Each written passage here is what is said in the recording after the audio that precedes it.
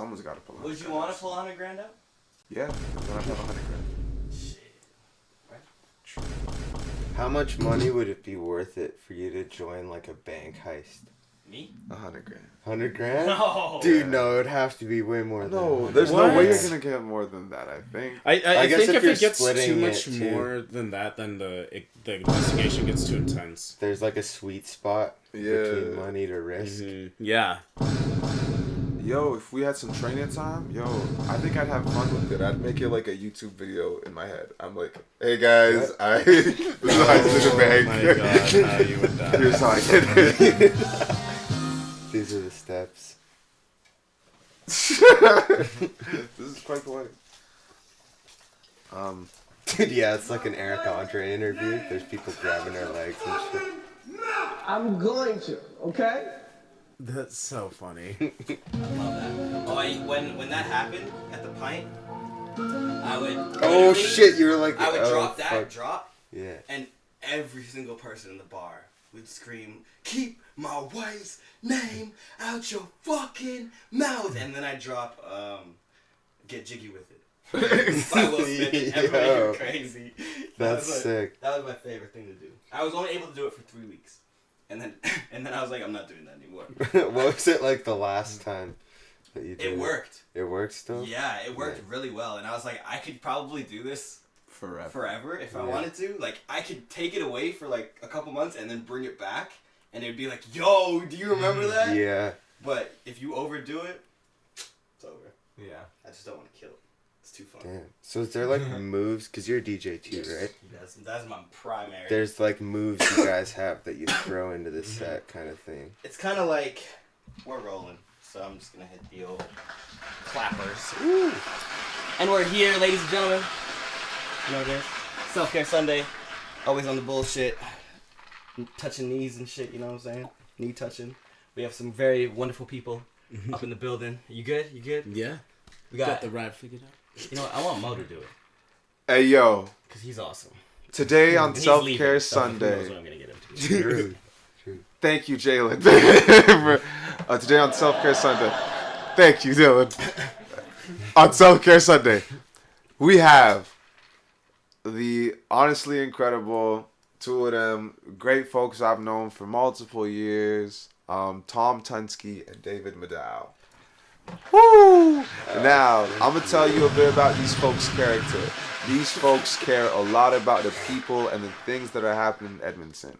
They also are people who want to be a part of the good shit that's happening and really want to push the culture forward. These two here are co-creators for Ego Magazine.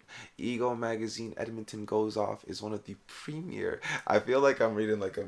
You're not, but an you're article. saying this out of your own mind. Yeah, so yeah, you're not- these- so these- Yo, like, these two we're are catering incredible, shit. and Ego is really fucking amazing. It's this publication that they've made that helps like promote artists from the city of Edmonton, and shit, they're really great people too, yo. David held me down, yo. This nigga sent me $100 once, bro, because I needed it. Yo, bro, tell me that ain't real. Tell me that ain't real. And then obviously Tom, my fucking guy, bro. Tom, we used to smoke weed out back by Canada Place, if you know. Yeah. Remember when the hand attacked us? Oh yeah, Yo, we were bro. just chilling, like smoking weed by like I don't know, was it a bank? No. Or, like what the fuck it was? I don't even. But then there's like some cleaning lady who would see us like smoking weed there, like every Monday at like 11 p.m. Julia, man. Yeah, exactly. And one day, Julia. I think she just wanted to fuck with us, so we were just chilling there. And then she just fucking slammed an arm against the window and like dragged it down. It was like horror movie No type way, thing. bro. It was hilarious. Yo, scary it was as fuck. so funny. I don't think I'd ever go back though. These two are incredible. I'd let them introduce themselves for the rest of it, but yeah. Yeah, guys, what up, man? Yo. Thank you, Mo. That was beautiful, man. Yeah, that was very Amazing, man. Round of applause for Mo and his amazing hosting skills. I love these guys, man. For real. Mo is like the basis of Ego for us. Yeah. Like, fucking, He's the first issue. we'd like create all our concept art kind of because we knew like Mo would be ready to do it when he pulled up. Mm-hmm. So like even like the first day was with him, and it was just like That was perfect. an It was amazing perfect. day. Yeah, we just got to like work out the kinks on our end, because then after that was like a marathon. But like, we knew Mo could pull up, dude. So it was like once we did that one, it gave us the confidence to fucking do all this shit. No, thank you, yo. It's fucking beautiful, man. I'd love for the audience to hear more about you guys described from yourselves. Yeah, man. So go like, ahead, for introduce real. yourselves. Like, what do We you can go do? Where are you from? Like all this. one at a time. Okay, Go ahead. Whoever wants to start. Do you want me to start? Okay. Well, I'm from here. I'm from Edmonton, and like What's your name, man? my name's Tom Tunson, creative director of Ego, and yeah, I don't know. I got into the art scene like I was in an arts-based school since I was in like kindergarten. Yeah. Then I went to Vic and like got into acting and jazz music specifically, and yeah, eventually after that, like that's how I know David is through acting, and we would like do a whole bunch of like plays, and we did like short films together like over summers. That's kind of how we got close. Right. And then and that's like kind of the basis that we've used to like create what we do now, is because like we got time on set when we were young, seeing like the process behind making something. Right. And then yeah, after that I was doing acting for a while, still kind of do it, but I was like, yo, I'm just not getting the gigs that I want to get like around here. So I started doing like events, and we did Fuck It, which was like this fucking crazy event we did in a mall. Yeah. With Lisa, and that was fucking City Center, if you know. dude. Yeah, and we had Mo perform, and then he left that fucking night. Yo. And bro. that was like, I don't know, that shit felt like a movie. Yeah. And then like from there, Yo, it was shut down. It wasn't shut down. The fire There was alarm. a fire alarm. And then people were chanting the name of the show outside. Yeah, because and, like, there's a moment where we thought it was over. yeah, they had to like evacuate 2019 everybody. downtown. Yeah. And like then I remember like we were standing in the back, and the fire marshals came in, and they were like, "Yo, you're good. You can like let Thank people back in." God. And like we also like went to high school with one of the security guys, which was kind Yeah. of crazy. But yeah, where we got to run out and say, "Yo, fuck, it's back on," and everyone like ran back in. That's That was sick as sick. fuck. See, Everyone, that's like no one that's a left, moment yo. like Yeah. you Yeah. will remember. You know Exactly. What I'm And saying? we- That's dope as fuck. Remember, y'all was skating outside, yo. People were just like Doing making shit? shit, Yeah. like just waiting. Dude, and like that was the thing, is like that event like showed us, well, it showed me for sure that like there's people here, and if you invest in them, they'll do fucking cool shit. Like we had like a whole bunch of like, it was a bank, so there was like all these different rooms that you could go into. So we basically like gave each artist a room, or two artists would like share a room, and they were like little galleries, and then we had vendors pull up, and it was like little shops, and yeah, it was fucking sick. And then from there, like personally, I've like gone more into the event side, and then like COVID hit, so we made Ego to like kind of supplement that kind of hunger to do something. Yeah. And then now I work at Collab, which is like a local venue. It's a beautiful space. I got to throwing go there shows. recently to see. Smoke. Smoke, yo. Yo, that's- If you haven't that was- seen Yeah, Smoke, Tiny Bear Job. it's sweet. It's at Collab right now. Yeah, it's just like a really touching, moving show. We were all like, holy fuck. Yeah, literally. Heavy. Heavy show. Yeah, For real. but like, Watch more. but like also such a nuanced perspective Yeah, for real. on it. So yeah.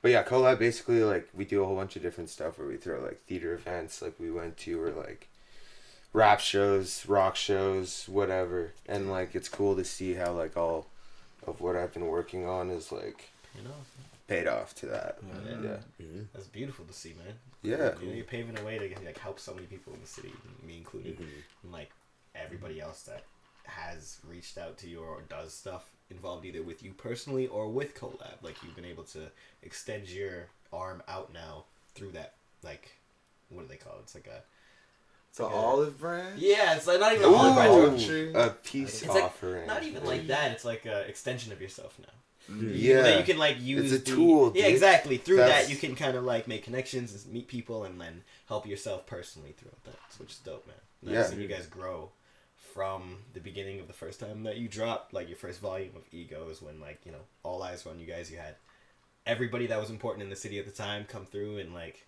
you got to showcase them, and it was like absolutely a wave. And then ever since then, I wanted to be a part of it. So you Yeah. guys are awesome. And it's been renewed. Season Yeah, 2. season Yo, two. it's on Season some 2 real is sh- Yeah. Yeah. It's gonna be fucking. No, yeah. It's gonna be crazy. That was like a second movie. That was just like Yeah, that was. It that was, was dude. intense when that came out. I remember just the trailer, I remember that. Do you was, remember like, coming in when I was editing the Yeah. part with the photos? 'Cause I Just like the animation of the of Ego being drawn, I freaked out. That was like one Yeah. of my favorite days. It Yeah, was- watching it being drawn. Why don't you go ahead and introduce yourself? Yeah, you go. Oh yeah, Introduce yourself, go. I'm David. Nice to meet you. Mo, we want to pull that mic. Just yeah. Oh, there we No, go. you're not quiet or nothing. You're good. I just want to make sure you're good. I'm an actor as well. I do a lot of like mostly self tapes these days, and some filming, some film, and as well as I work with some artists as well in the city, and I run Ego with Tom, and Urban Zoo is also another podcast I do, and also the label of group of people that I work with as well. So check that out. But yeah, that's me. Yeah. David is playing it very Yeah, modestly. dude. He's a He's very a I'd Uber rather you dog. see online. He's got the work to back it up too. Like yeah, he's done it all, yo, and he's a very good actor. And this guy also, yo, manages a lot of people. Yo, he's got his hands. Yo, he manages me. Shout out David. David's my manager, yo. Shout out Urban Zoo. Yo, It's lit. he Check it runs the out. whole platform. Shout Yo. out Urban Zoo. Yo, we really got the whole. Yo, there's a show a couple weeks ago called Bonfire. That shit was crazy. yeah, This guy, man.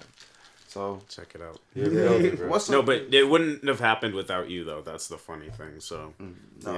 yeah, you were the first person. That's the thing, dude. That's Yeah. what Dave and I have been talking about. like, It's it's funny enough. Ego and Urban Zoo both wouldn't have No, worked out it's- without it's- you being like, okay, I'm down. it's so cool to see like the like. Because then I wouldn't have met growth you've had. Jaylin or Wacko Dreamer or Skirt. You know, or, Oh, all shit. these people. Yeah.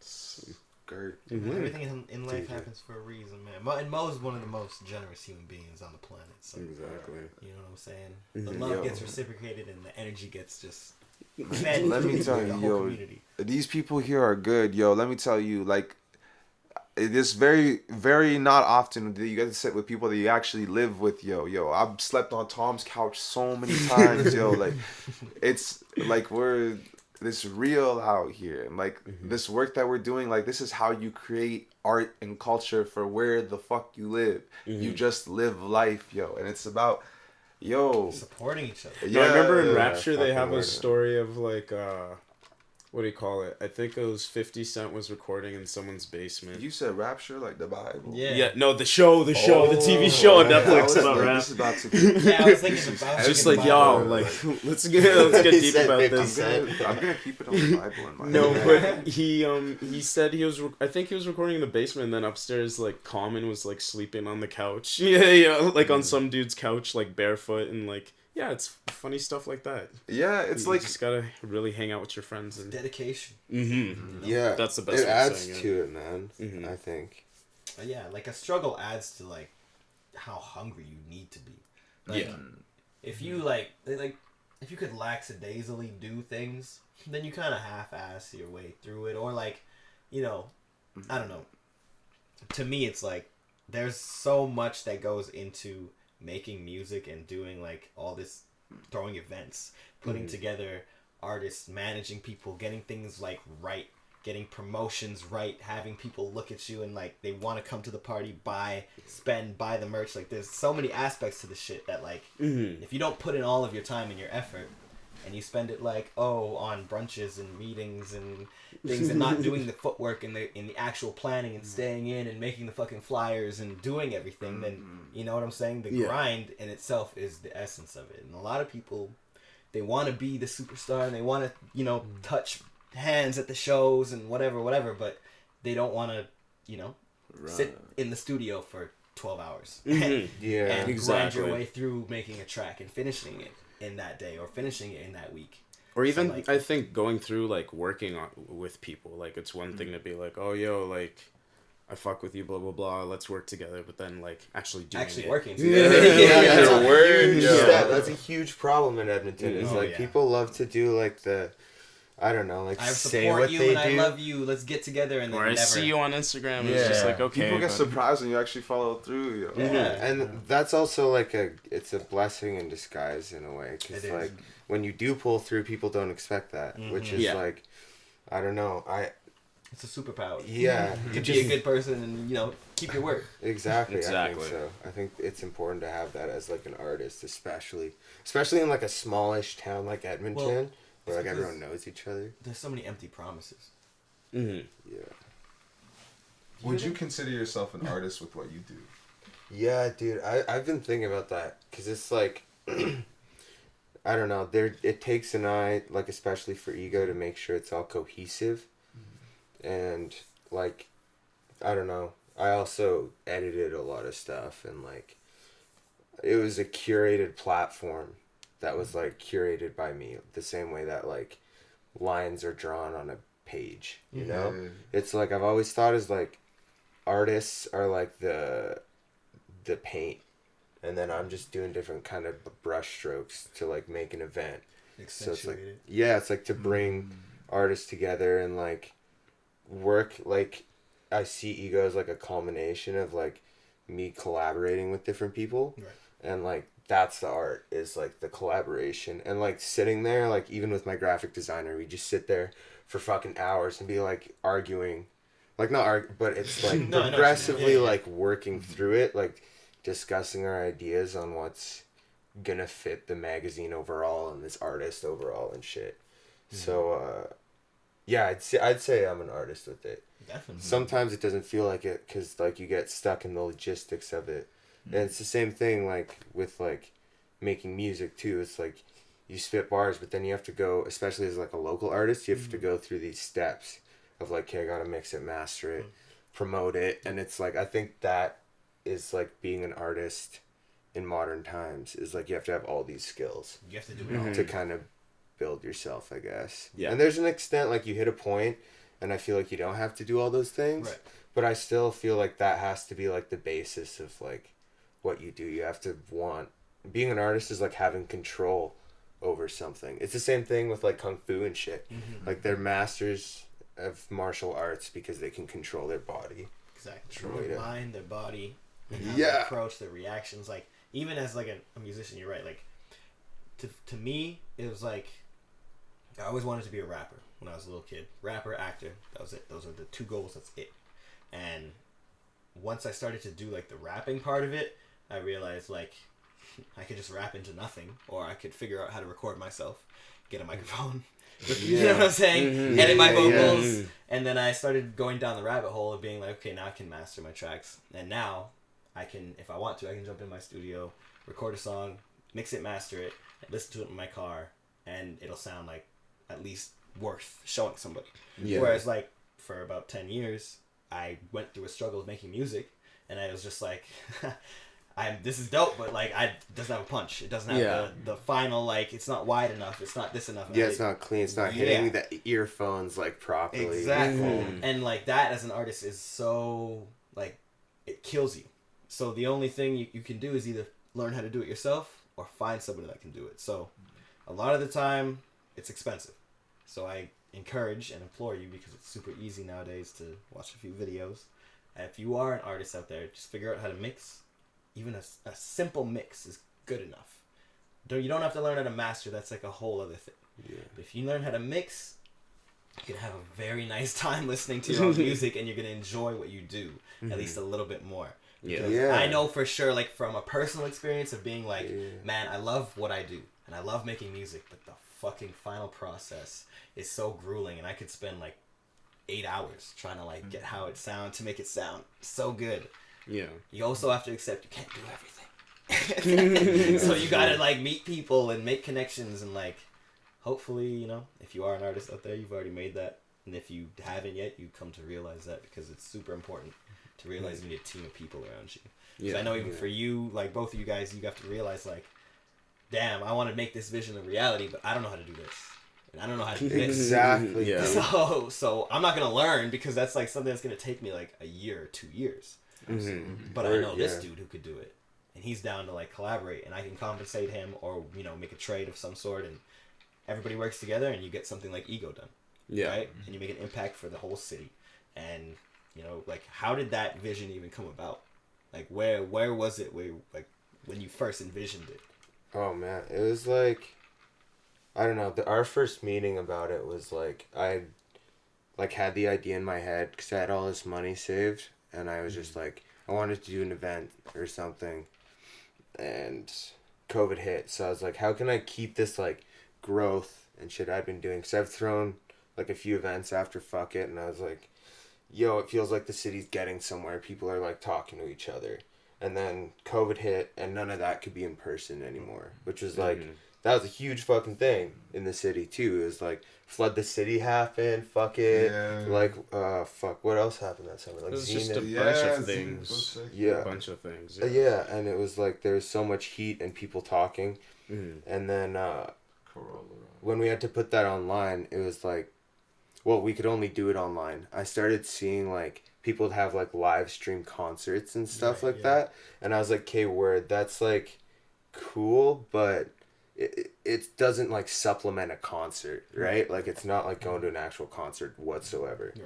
But there's like Colors Show, and like these live performance videos that can like really encapsulate like an artist in a song, like very quickly. You can kind of know like their vibe and what their music's like.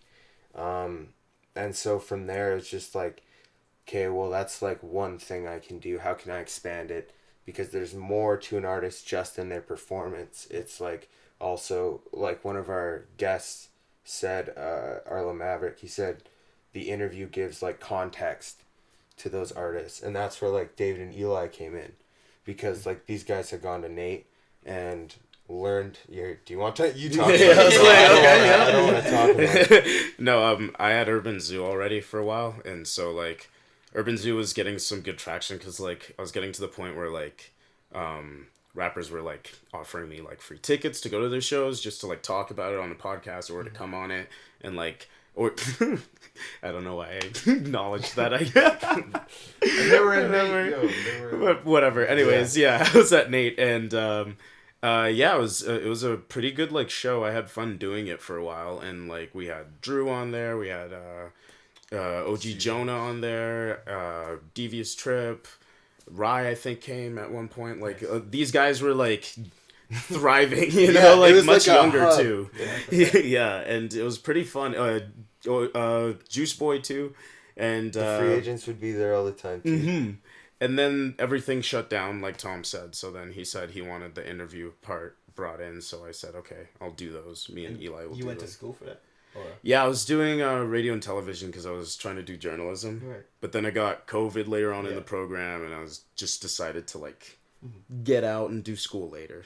Yeah, move on. So it was, I know, like I was with someone during COVID who was trying to do school, and it was just like It's impossible. it's like impossible to do like certain things over the fucking internet. Like Yeah. Like online too, man. I can't imagine that. Like I Yeah. just had work meetings on fucking Zoom.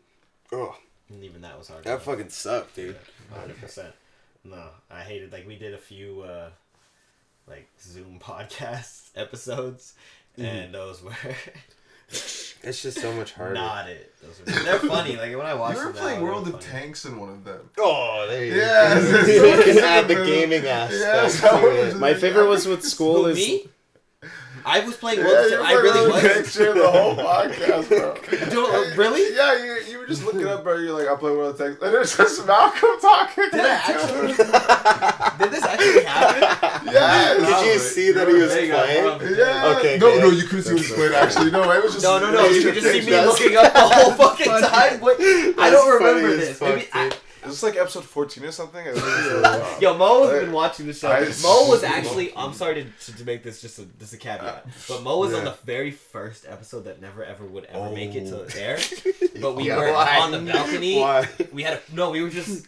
It was just horribly shot, and we were on the balcony of this penthouse that we had rented in Calgary to like make music and shit. Just to like, I wanted to take all my boys out and have a good time, and like we all like got together and made some dope ass music that never really got to see the light of day, but hopefully it will one day. Actually, no. A few of those songs did come out. Damn, never mind. Yeah, a lot of But it all might be erased because I'm Oh, erasing all of shit. my music off Apple Music, just so you know. Wow! Yeah, I was like, what the hell? Why you doing I haven't that? even got to listen. Too late. It's coming. Don't worry, something's coming. But Hey. Yeah, we had him on the That balcony. sounds sick. And we had it all set up. He had a bunch of couch. And we talked about Mo That's like, and all this shit. And like, it was a whole concept at that time that wasn't even like a real thing. I just always wanted to do like interviews and shit like that. And then like, Mo was just dope enough to be our first guest. It would have been dope. It was gonna. But then be we had sick him on like a either million times. Naeem was there, our homie. Yeah, man. Dylan, obviously, like it was so nice. We were just on this balcony. And What- it was, what made dark you- outside. What made you want to get into like radio and television, like interviewing people and like that kind of? To be honest with you, I was supposed to be. I got in. There's the BFA, the acting BFA program at U of A was doing a thing where they're taking kids straight out of high school, just to get right into the program, and I was lucky enough to get accepted through the audition part. Right. But then my grades were a little wonky, so they're like, okay, like do like some more classes than you can get in, and then I just didn't like U of A. And like I would like show up to school, but like I would not go to my classes. I would just go to the library and write a movie that we tried shooting. So like I would literally just never show up, and my GPA was like non-existent. They like sent me a letter and they're like, yeah, you shouldn't be here. So then my parents were like, what do you want to do next? I was like, well, I just want to film stuff. So I saw the radio and television program, and both of my parents were journalists. So like I was Kind like, of felt natural. exactly, yeah. They were like kind of not coaxed me into it, but they're like, it's a good option. You could do it. So I did it, and it was like kind of fun pre-COVID. Like I wasn't great at it. I struggled a bit, but like yeah, it was. That's kind of what got me into it. Yeah. Yeah, I mean, you've been able to harness yourself into something with it and do something beyond that. That's and the he's weird good thing. at it too, man. That's like the best part is because like you're just like such a natural person to talk to. Yeah. Like you just got like an energy about you, so I was not worried whatsoever. That's why like all the interviews are just in David's. Yeah, those were fun. I'm so sorry, guys. I have to work. I know you gotta run. Yeah. For being here at all, bro. I know. If you were wondering about him looking at his phone, he was just getting ready. Yeah. He's trying to figure out his life. Yes, literally. I've got him. Oh my fucking Yeah. Wardrobe change stories. David wants You have to to switch. explain it. It's a good Well, you guys story gotta for do you. it on camera. Yeah. Not playing. Okay, hold on. So I'm just gonna give you a description of what's happening right now. They're both taking their shirts off for some reason. They've now handed each other their shirts. You will see Tom in whatever David was wearing. It says. In about 2 minutes. And if I'm going to explain it, David needed a black shirt for his job and left it at home. And now look at him. Canadian And Brew I has hope time. that whoever you Over work with ends up watching this and knows why you're late. I'm actually kind of scared about that, but we ball in. They will know. They will know why you're late. There you Take care. go. Thank you so much for Take coming care. by, See you man. I guys. appreciate See you. you, I David. appreciate it. Give me that shirt back. Yes, I will. Give me that. Take care. Take I'm gonna care. run up to your room and look for my earphones, but I'm leaving. Don't worry, you're good. It's all good. This one just goes out to all the animals. It says they were here first, and then it's got all the animals on the planet. So I don't know why they're in the North Pole, but fuck, man. This one goes out to all. Of That's them. a real homie shit. That's how Yeah, you know, man. Exactly. You gave him the shirt off your back. Yeah, dude. David That's and I the type used to of- live together, bro. I've given him the shirt off my back. He's given me the shirt off his back I love so it, many man. times. That's real shit. Hey, Hey but man, fuck around with it. Man. If you ever want to hit any, hit me with the second row, man. Come on, give me the real ones. He always likes to hide the good ones from me. Shit, I do. Damn, nigga, you sweating. Shit. Bruh. Nice. Yo, you want to hear Mo's crunch? Oh, where is it? Is it on the top? wait, is this from you? What do you mean it might not be here? Yeah, I made a weird sound once. Oh, we gotta show you the video. What the dog doing? Jalen's got these cheese puffs in his room. Jalen Okay, has these let's cheese how about puffs in his let's room. talk about it. I don't think we've talked about it. What is it? Jalen has these Don't cheese worry about it, puffs in don't his worry, room. yeah. They're on like that the dresser. So they're on the top of my dresser. Okay. And Okay, they so the story is stink. Dylan bought them. Oh, So what? Dylan bought them at the height of the pandemic. So the very beginning of the pandemic, me and Dylan Rare went commodity. to Costco, okay? And Stock up. and at this time, me and the manager of the Costco got into an argument. Okay, it doesn't matter. They almost kicked me out of Costco, but Dylan's an executive member. So he stepped in with his black card and Yeah. gold writing, and he saved the day. You know what I'm saying? So he the only thing he went and bought was these cheese puffs. Did you buy anything else? Not memorable. Not memorable.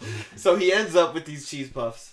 He's Cheese like, balls. sorry, these cheese balls. It's like, how many? It's like a 735 Big grams. tub. Yeah, I've seen the tubs Yeah. before. They're Yeah. holy. Gigantic. So I'm like, are you gonna eat them? He says yes. Doesn't eat it. Sit in my room for about 3 years now. I opened it up in just the room. connected Yo. I that. opened it up in the He room. opened it one in the day, room. bro. I just wanted to know how it smelled, Man. man. It was just 3 me, him, and years. someone else. And he opened it up. That's a bomb, dude. Icky Vicky. Why would the you whole do thing. that? So But then they made me eat it. yeah, so we And I played willingly Smash. did No, it. I didn't make you eat it. Joseph made you eat it. Yeah, Joseph's always got me doing weird shit, man. Just got me questioning his He'll motives. push the Joseph bounds, is evil. dude. Here's the thing about Joseph. Really and truly, he's evil. You see, Joseph, he moves in with his brother, and fucking, not brother. He moves in with fucking Sheldon and his brother. When was the last time I heard from Joseph? Anyway. I know I haven't seen Joseph in a minute, man. When was the last time He's anybody doing heard from Joseph? Good, man. Huh? I hope he's doing I hope he's doing good. He's always looking at my Joseph, yeah. stories, motherfucker. Oh. He's treating me like that girl, man. Gotta do a trip. There you go. I don't know where. You just gotta order cafe- fucking cafe- catering. I know, but like, have lunch. can you do that? Can you just Yeah. walk in Yeah. there? I thought you had to pay like an admission fee. I don't know. I don't know. I don't know. No, just tell them. I'm When was only the here last for time you brunch. guys went? When I was in elementary, yo, we Yeah, took the train, and I actually thought we went back in time, yo. I remember being in a house and seeing a chair on the wall. I was like, what the fuck? What? Like, What? they had like For an this big episode. room. Like, the chair was like that. That's fucked. Was it that That's the big Exorcist like set. fort house? Yeah, and apparently like Fuck that, that chair was place. That's haunted. scary, yeah. Yeah. No, fuck that. It is haunted. No Yeah, I think doubt. that's why they had it up, because you wouldn't want to sit on it. Because it's haunted. Someone killed himself on the chair. On the wall. I wouldn't be surprised. Dun, dun, dun. What was I talking about before? Before I was talking about Joseph. This is where the podcast has to fall apart. We were talking about very important things until David left. And now it will devolve into bullshit true. of what it usually is. There we go. I'm on for the ride. I What do like you think about semen retention? No. Okay, we're What? gonna take a break. Semen No. retention? First break. No. We're taking a break. Okay. We're taking a break. Mo's getting too much. But yeah, thank you. You want to start this month? Do you want to get scared? Dude, I don't yeah. get scared, bro. Yeah, it's a challenge to everyone versus You don't know me. Yeah, Dylan. You'll hear noises in the middle of the night outside your window. Dylan's scary. Boom! You're absolutely terrified. Got you. Dylan's scary, man. I can't open that can of worms, yo. Yeah. If that's what you're talking about, I Dylan has closed it definitely again. I'm maybe sorry. hit the floor before in fear. Let the bodies hit the floor. Ting ting. Nah, dude. The You ain't got bodies me. hit the thing, thing. I'm ready. I'm on alert now. Anything and everything you do, any movement you make is now, right? Dude, I'm What? ready. Bro, I'm just Any sitting down, controlled man. movement. Is concussive. And Dude, when I was saying that shit about Kung Fu earlier, that was so fucking sick, That bro. was dope. It was dope, bro. I was with it. I Oh was my 100% god. with it. I was so fucking ripped You're earlier, right. dude. Yo. Holy shit, bro. I'm not gonna blaze again till after, The, cause the weed is strong. it's some good weed, man. Thank you. I apologize. Yeah, dude, I was just A like so disclaimer on quiet, not saying shit. There should have been Oh. a disclaimer on how strong the weed is. No, that's good, man. That's a good kind of. Well, most of the time, that's a good kind of surprise. It going to work, Oh, yeah. not as fun of a brothers- surprise. Oh man, He's gonna be chilling. yeah, he'll be fine, dude. He's seasoned in the art of going to work high. That was just funny as fuck. He looks so concerned. Dude, I know. I called it. That's what he was. I gotta go. I called it. But man's gotta work. No, you gotta make money, Money, man. money Keep your making. livelihood. I'm glad he was able to make it. Yeah. Even though it cost him probably $95 to get here. Dude, yeah. What? Oh my god, and he's going back downtown. Yeah, exactly, dude. Oh That's what my I was God. thinking the whole time. I was like, bro, Shit. you're spending.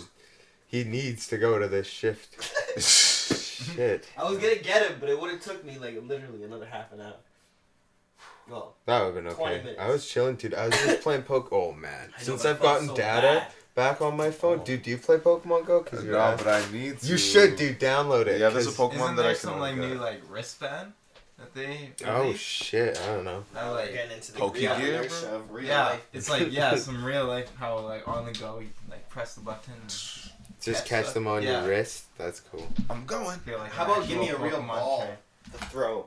Sorry, did I Dude, step on your foot? If they Yeah, ever have that's a problem. VR Pokemon, like Google Glass, do you guys remember they had Google Glass? Yeah, bro. That is shit's- a problem is- from the beginning. What if I could secretly record the life? Anything if I. But the thing is, you have to wear these stupid ass glasses. What glasses? Google Glass. Oh, Like the yeah. fucking shit you could record people with. I just wanted it in the back of my head. Dude, yeah. Would some you sort ever of- get the chip? The chip, yeah. The chip? The chip, so I don't have to put anything in my eyes. What, the Elon Musk? Yeah. Chip? Okay, I wouldn't be the first person. Yeah, I'll let him run a few test trials. No, I never said I was gonna be the first. Who the fuck said I was gonna Let's be say the like first? in 20 It's gotta be years. I'm on just market. putting that disclaimer. That In you 20 years, said you way can too get it, eager bro. to get a chip implanted. Depends where I'm at.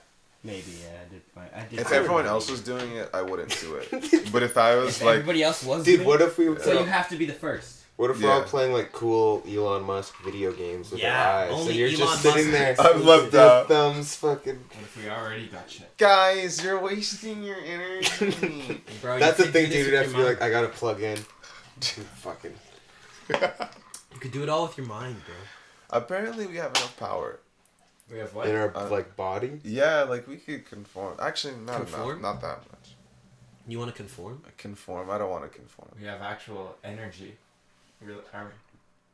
We're like batteries. Yeah. And if you run, Yeah, for patterns. robots, they're just gonna start feeding off our life energy. Yeah. It's like What happens when they kill us?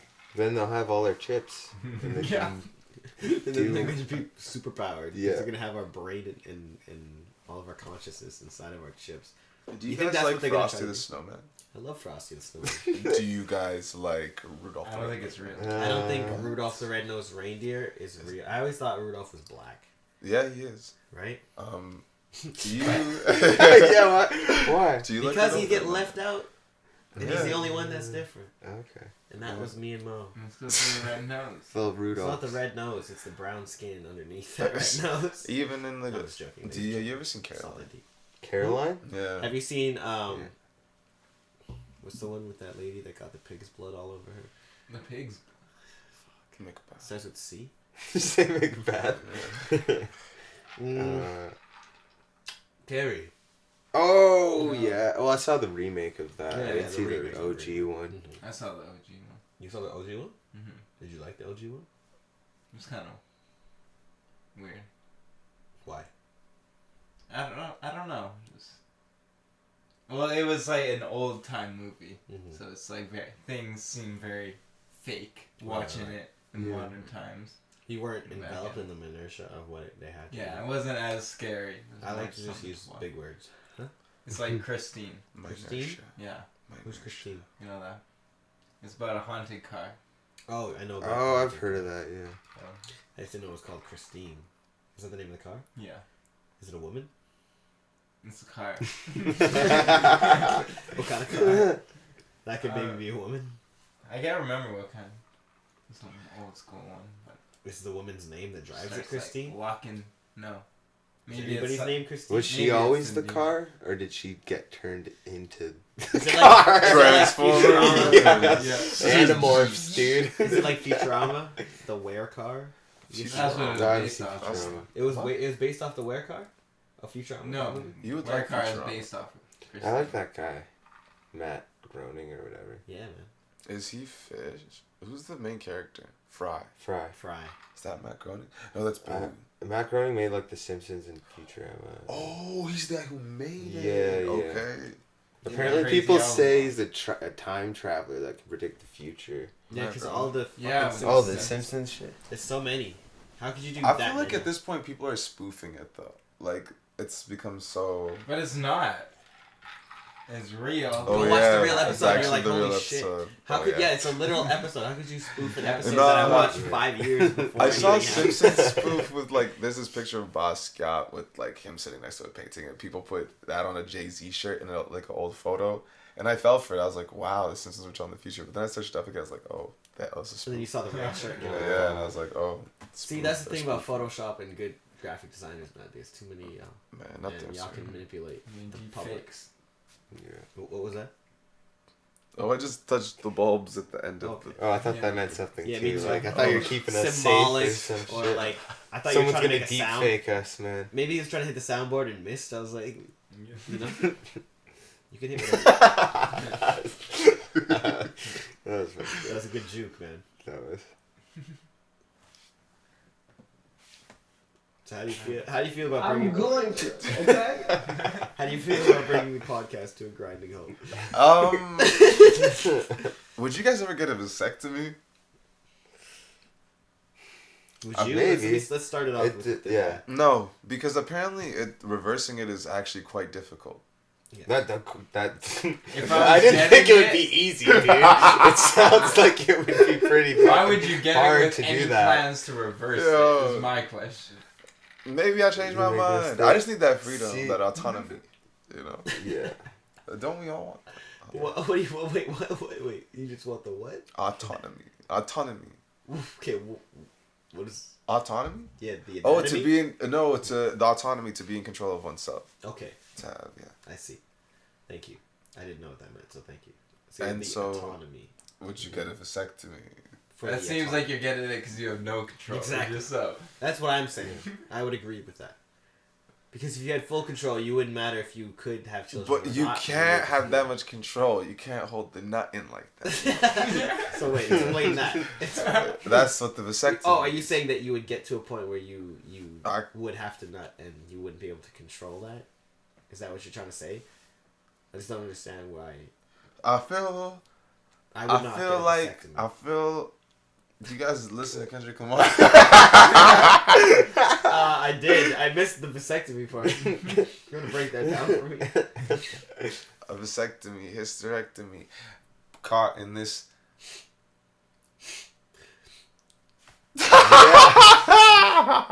What, bro? Break it down.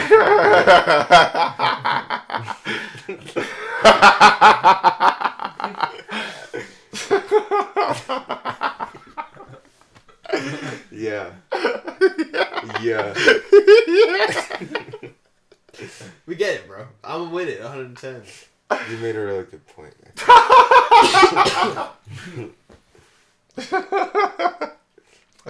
So would you? You didn't answer. The vasectomy? No. No, never. So you don't want the autonomy. No, I do want the autonomy. The autonomy is me being able to decide whether I can go back or not. But you just And said, to be able to get it in the first place. But I don't want it. Ah. So I guess I do have... Man, what about... Yeah, well, I was gonna say get on to your next one. Yo. Yeah. Do you want kids? Yes. How many? 2. Yeah, I feel like 2 would be the max. 1 would be nice. yeah, I think I'd only want one kid. But I don't know. I don't even know if it would. If you'd want a kid. Yeah. Well, it I think depends on I the state do. of the world. I'm just joking. Yeah. That little bastard's gonna have to survive. After 2 kids, I'm getting a vasectomy. Yeah, there you Yeah, go. there you go. Yeah. If I keep having kids, There you go. then I'm getting a fucking vasectomy. Do you think it's cool to bring kids into the world with the state that it is right now? It depends on your financial situation and the environment that you're gonna have them growing up in.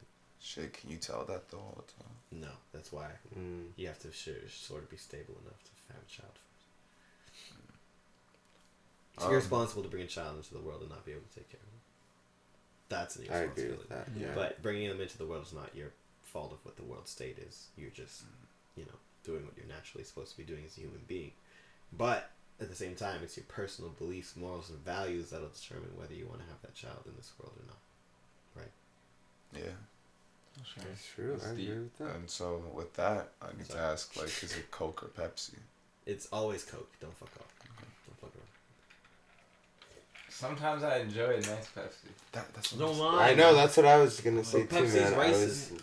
I like Coke for And they like mixing with Kris Jenner. alcoholic drinks. saying. No, man. Pepsi ain't Definitely. racist. Pepsi just got Kendall Jenner, man. Really?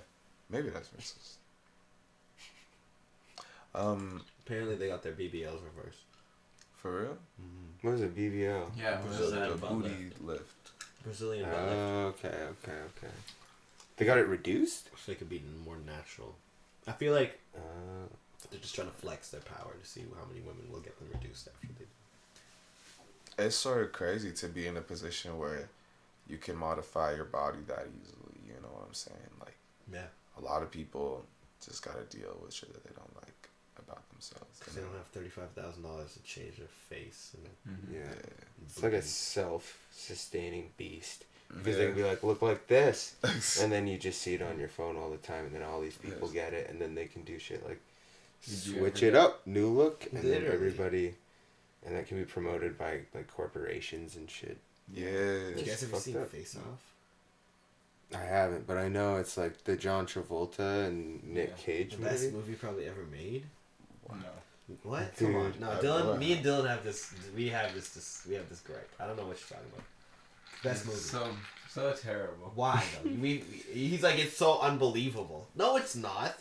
What do you mean, no, it's not? I take your face. They cut off the one guy's face and they put it on the other guy, and they put the other guy's face on this guy, and the other guy goes and invades his life, and his wife is like, "Oh, yeah, something seems a little weird."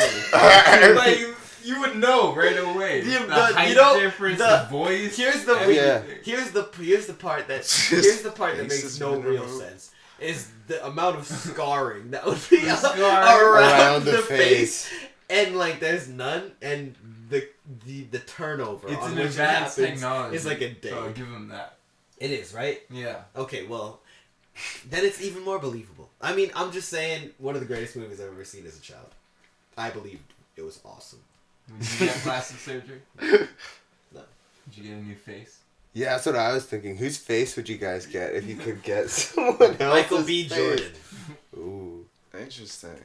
I'd do Rashida Jones. I would get Rashida Jones. Fucking I hilarious. would get... Dude, I don't know. Like an iconic face. John Travolta. Yeah, that's what I was thinking. Nick Cage, dude. I was thinking Nick Cage, man. Hell yeah, bro. Fucking, Yo, be so Keanu funny. Reeves, man. Yeah, I could rock the Keanu. Paul Walker. Get the Paul Walker. Yeah. Yo, you could be the new Paul Walker. Whoa. The new guy to die. Fast and Furious 11. It's new not Paul it's, Walker. It's not too soon. They're going to. Anyway. I'm like, hey Vin, and on set, and he That'd be sees so- me with Be his like face. he'd be so pissed, Oh, or fuck. pissed, or he'd think you were actually Paul Walker. Could you imagine coming back? Like, okay, let's say like a celebrity impersonation of like a dead person, but like you look exactly like them. That'd be so fucked. That was like, did you guys ever see that Jim and Andy?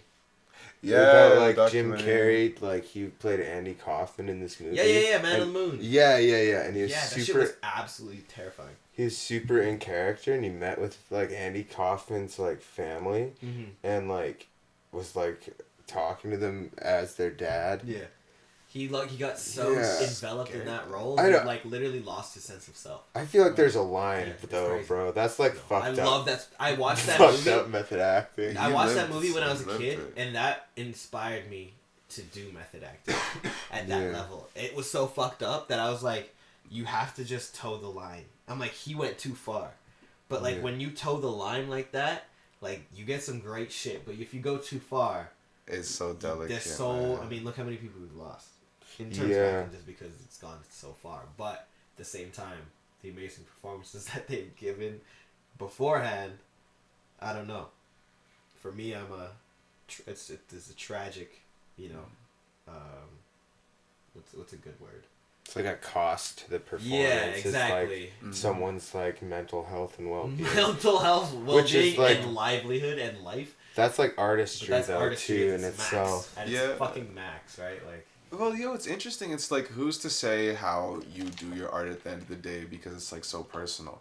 Like, I hear this comments about the method acting thing, and I'm like, I understand the risks and everything involved with it, but if someone makes that decision for themselves, and like throughout the process they aren't hurting anyone else, I think it's like quite an interesting way to like live your life through your art, you know? Yeah. Like, yo, Jim Carrey got to be that other person. literally be him. And like in his life, he was just someone else for a bit. Like, perspective-wise. Like, his whole... That's mental interesting. state. I feel, and like, in the next role you get, you can really like just. It's I think we could go further as like actors most of the time. Yeah. But it's interesting. It's about how much work you put in. Like, it's like Noel had us like doing the whole like character development shit. Yeah. And, like, obviously you're supposed to do that. You learn that in school, but like how far you take it really It's is up the to most you. important. Yeah, and that's the Go for it. artistry. Yeah. And that's where I agree with you. Where like, like people can take it like as far as some of the greats like Daniel Day-Lewis and like Heath Ledger and Christian Bale and stuff. Yeah. And I think there's like a level of artistry, and that's why they get paid that amount of money, is because they're have like willing the to willingness do to it. go there. Yeah.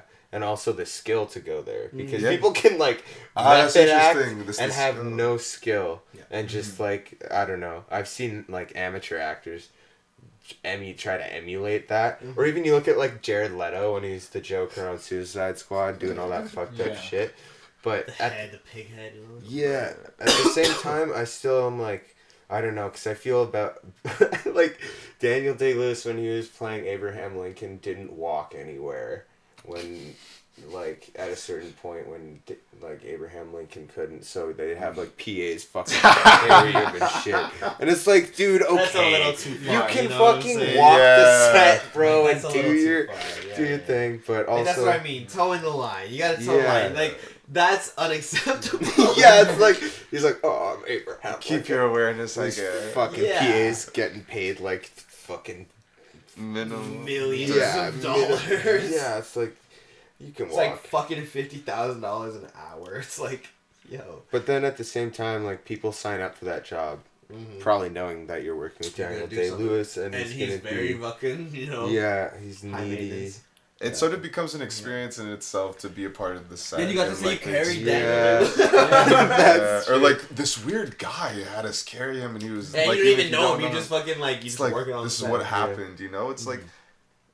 I guess it's interesting. Some people maybe people should live their lives like movies a bit more and like just be like really creative in what you do every day, because it's like that's fucking wild. You know, have people tell us all these interesting stories and things like that about you. 100%. And then there's some people like Jackie Chan and Tom Cruise Yo. who just do their own shit, their Yeah. own stunts, their own.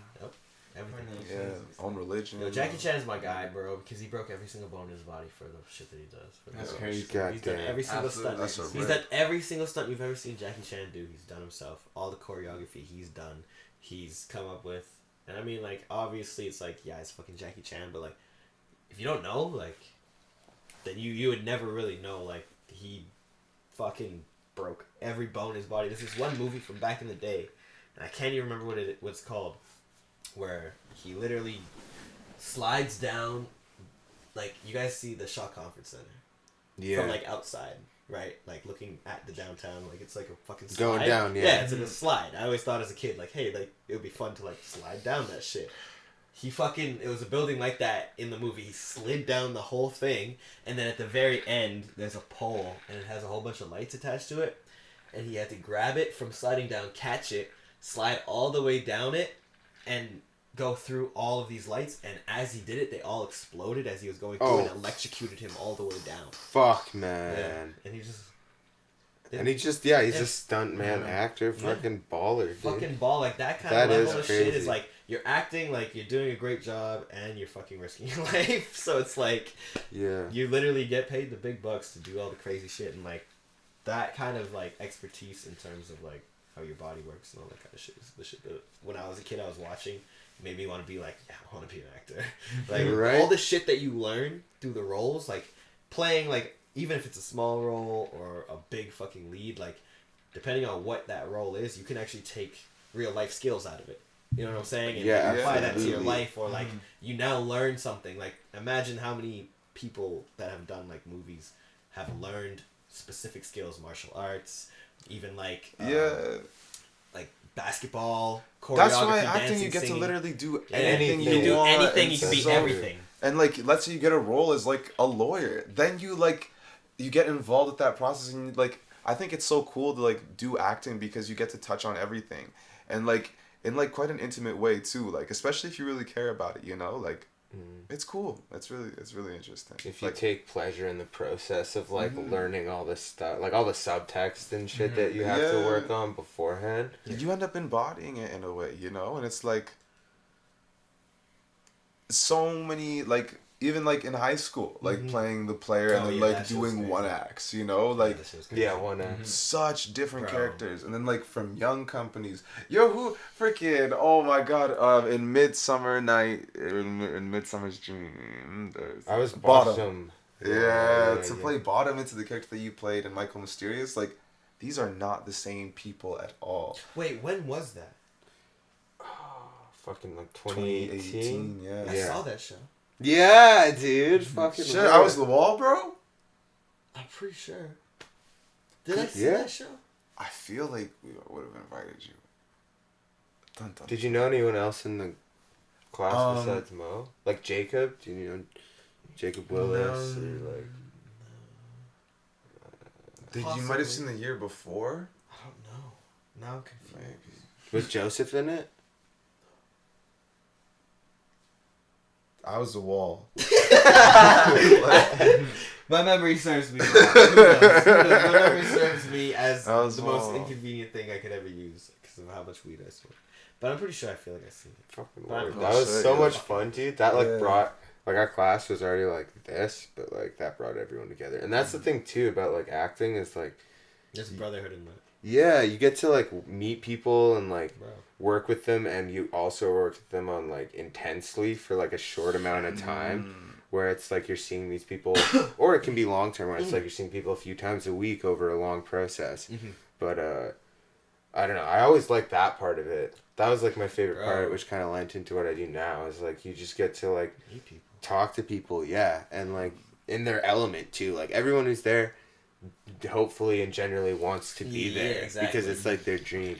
Literally, like that's how me and Mo are friends. You know, like not why we're friends, but how we started to be friends. Like we met during literally like hit him up on Facebook, bro. I was like rap battle me. Yeah, that's how we started. Yo, I was telling everybody at the show because everybody kept asking me. They're like, how do you know Mo? And I'm like, I know Mo probably more than most people should know Mo. This motherfucker I was the rapper kid in school. I was the kid who made music. Everybody like kind of knew that. And then like Mo hit me up on Facebook one day and he's like, bro, rap battle at lunch. I was like, alright. And then he fucking ripped off. I didn't know this at the time. But he apparently just memorized a bunch of 8 Mile bars.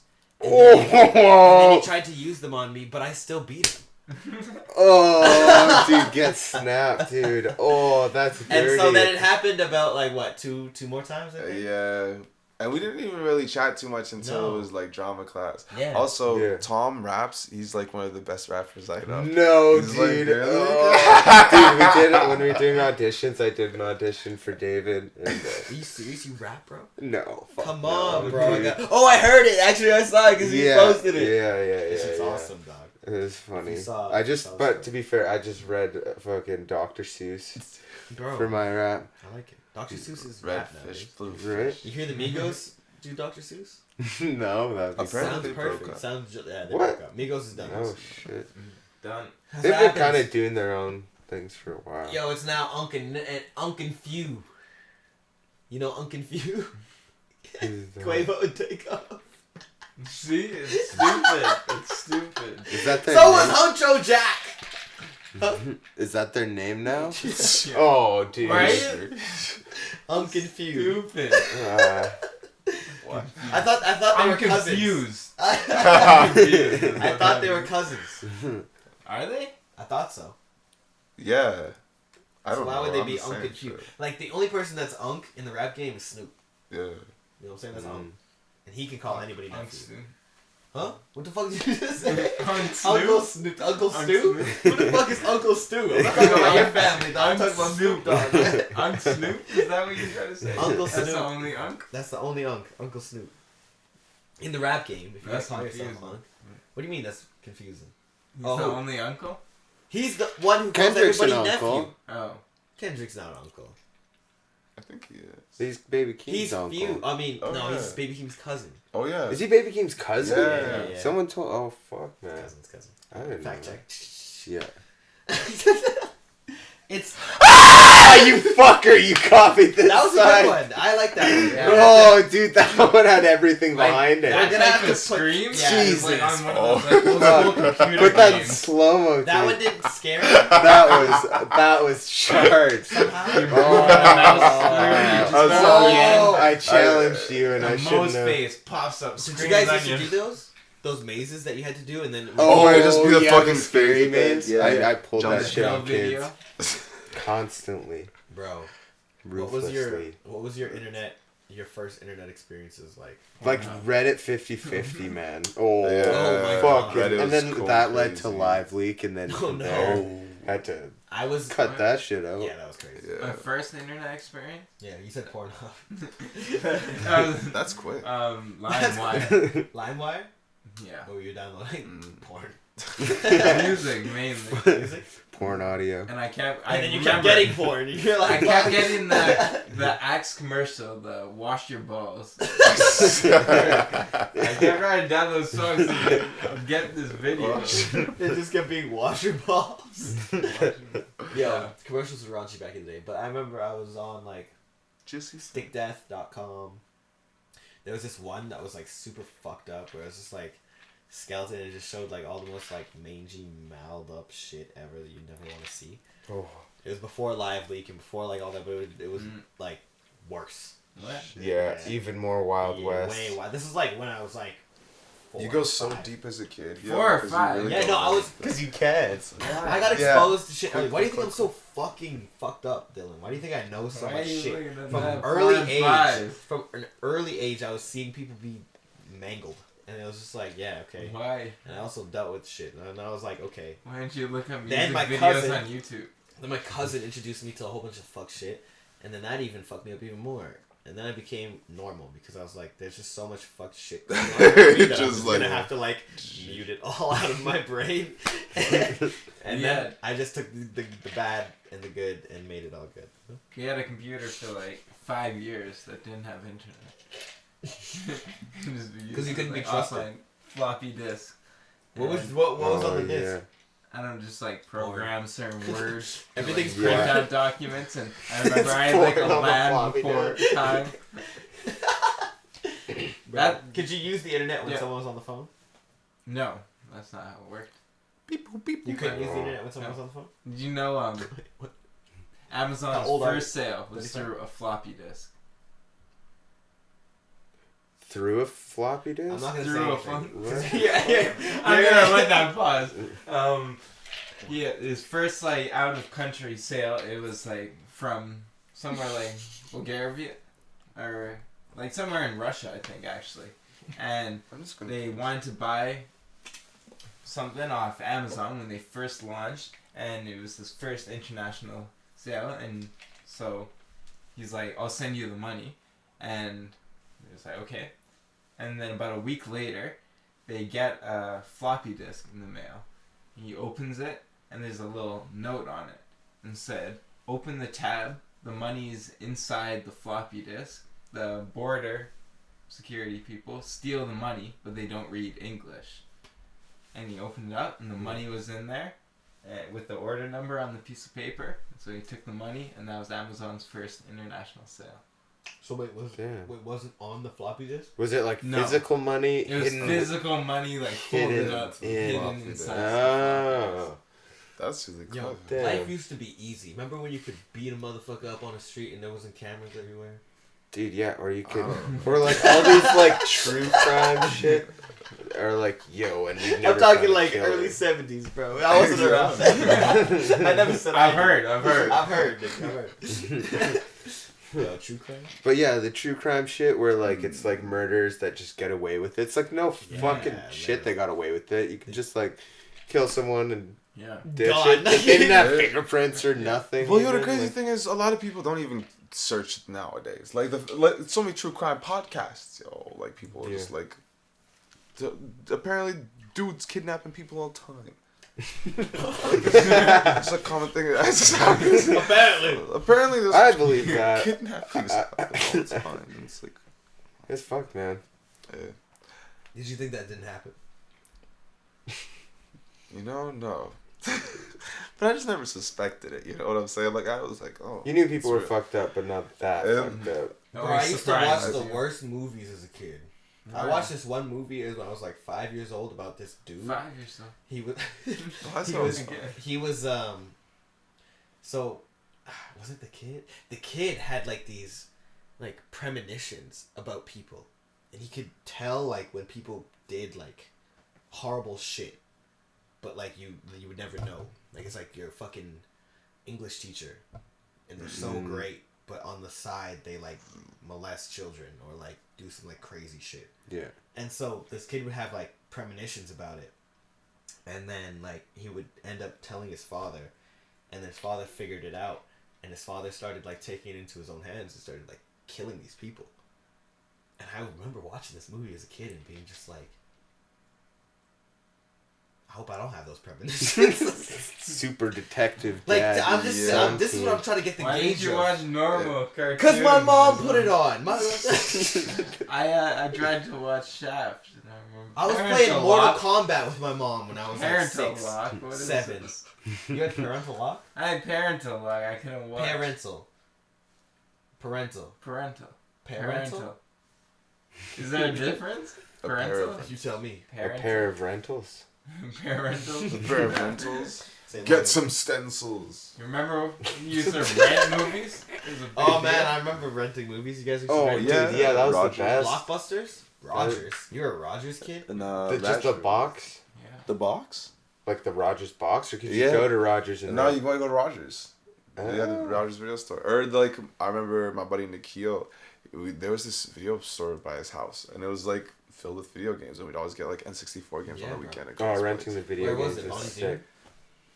No, he lived south side, and I have no recollection of honestly where that area was now.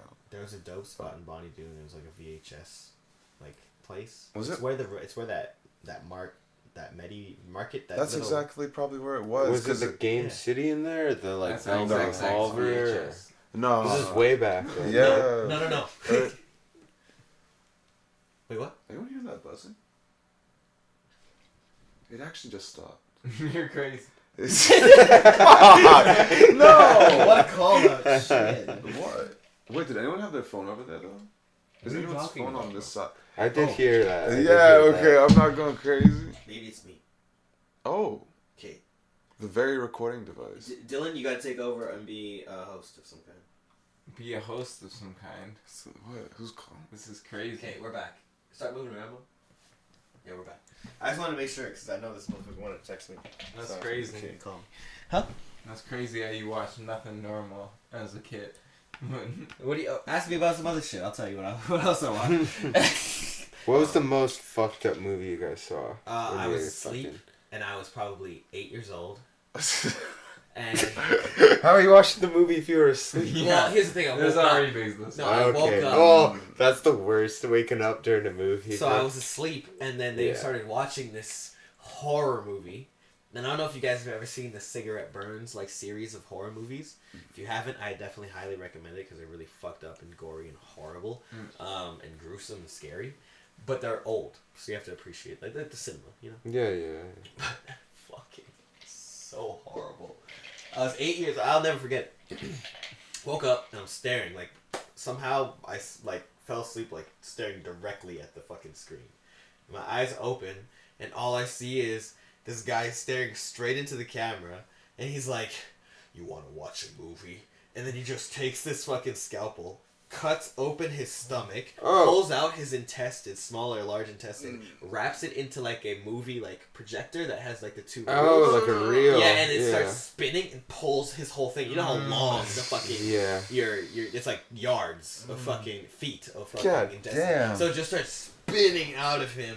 It's just like he's like oh, and I'm just like Yeah. close my eyes. Yeah, I'm gonna go Holy sleep now. Oh, shit. fuck You that, want to man. see a movie that was talking to you? That's Literally, it was fucked. talking to me. And I Yeah. was like, this is the You worst woke thing. up- Yeah. This is the worst thing I've probably ever experienced in my life. And like, It sounds like it. yeah. And when That I was woke up the detailed. next day, I had to tell somebody. So I told this guy Sean, who was also teaching me how to box at the time, and he was like, "Oh, it's my favorite part." No. And that just made it even worse. It was like awesome. Oh fuck. Yeah, Yeah. So what else? That's got to be some formative shit when you're a kid. Like, just especially, I mean, like now kids are just watching, watching like iPads and shit. They could just watch anything. Yo, Oh like, yeah. that's bro. gotta sucking it fuck kids up. unsupervised. Especially like the weird YouTube kid shit. If you ever stumble across so that by weird. accident. Elsa and Spider-Man are touching each other, bro. Yeah, like, what the dude. fuck is going on? Wait, who? Elsa and Spider-Man. I've seen that. Yeah. It's like, Are I don't touching even each know what other? it Yeah, is. like Where? they get everywhere. Like it's just getting weird, you know? Like kids gonna be like, "Hey, where's he Spider-Man? Oh, Elsa?" And they're like, "What the Well, fuck?" I mean, here's the thing. Disney already fucked us over because my first kiss ever was in kindergarten, and I told a girl, "Let's play Sleeping Beauty." Okay. But that seems like innocent, sweet enough. Like That's even because in you've already context. made Disney in your mind innocent and sweet enough. Oh, I see what you're saying. Yeah, I don't know. I believe that shit is like Is it? propaganda. Not, I don't know. I think it's like twisted in some way to It like. is twisted. Oh, no. for the, like the the YouTube idea of kids. love? The Manipulate the YouTube youth. kids is definitely. That one's twisted. like, yeah, that one's like they've taken, Y'all know they've what's learned Blippi? from the Disney shit. And Yeah. now they're Blippi. using You know it. Blippi? What's that? These YouTube kids. You know Blippi? Remember? Blippi? Well, I watched these guys internet today. They talk about this kid Blippi. And he's a YouTube whatever. And before he did all this YouTube kids shit, he did like raunchy comedy. And like there's this video of him like shitting all over people. And like it hit the news, and then he totally just got like He rebranded. He got splattered. Oh. Put him. Flattered. I saw this clip from Joe Rogan where he's talking about his daughter, and they have like parental locks on their iPads and stuff, so they can't go on certain sites and stuff like that. And they have a timer on it for certain things. And the kid screen recorded, handed the iPad over. They put in their password. Holy That's shit, the bro! password. Shit, For man. weeks they were uncensored because they knew the password. That's until they fucking finally amazing. figured it out. Kids just find a way. Dude, No, they're they're smart, bro. That's like the scary thing. It's Nowadays, like, kids is too smart. Yo, Yeah, the phone dude. is literally like an extension of the Oh, body at 100%. this Nowadays, point. yeah. and the access to information they have from that is like it can go both ways. Where it's like the fucked up shit, like Yeah. YouTube kids, or it's like they have the internet. They can fucking learn anything, any kind of skills they need. I think. That's some crazy like skill. I'm not even gonna lie. I Dude, would not that's have smart. found Screen out. And the recorded thing is, and handed it back. that's what I'm saying. Like, What? nah, but that's the thing. Like, you gotta be a dumb adult. That too. Cause like, Oh yeah, it's You got like there's a big red there's thing. red like- over Yeah. there's red over the fucking thing. Yeah. So unless you really don't give a fuck, Maybe and the- it's like, here, can you just unlock it really quick and then just like, fuck, and then give it back to them? Yeah. Like, cause I can see that being a celebrity. You know what I'm saying? You don't have time to just be like in your kid's face. I don't know how good a dad Joe Rogan is. I'd imagine he didn't just really give a fuck Yeah. when he's like trying to unlock some shit for some kid. He's not gonna be like, all right, well, are you screen recording this shit right now? Okay.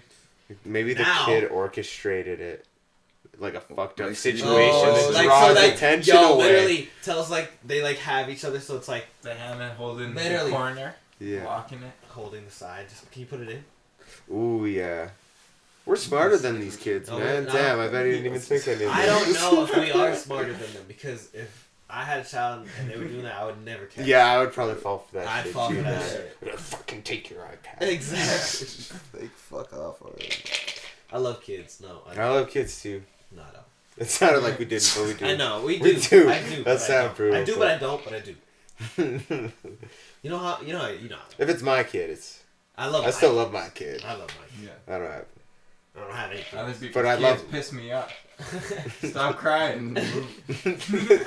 Dude, word. I was in Batman, and I was like the last part of the movie, and some baby was crying. I was like, "What the fuck? Listen, Why would the smart. baby want to see Batman, Yeah. dude? He doesn't understand." This is 18 Like, plus, number yeah. one, and he's like, this is a 3-hour-long movie. he hasn't seen the other Batman, like Christian Bale's. He won't have an opinion on which is the he best had Batman movie. The only reason you're is- watching it is because you want to know how they did. And you on couldn't get a this.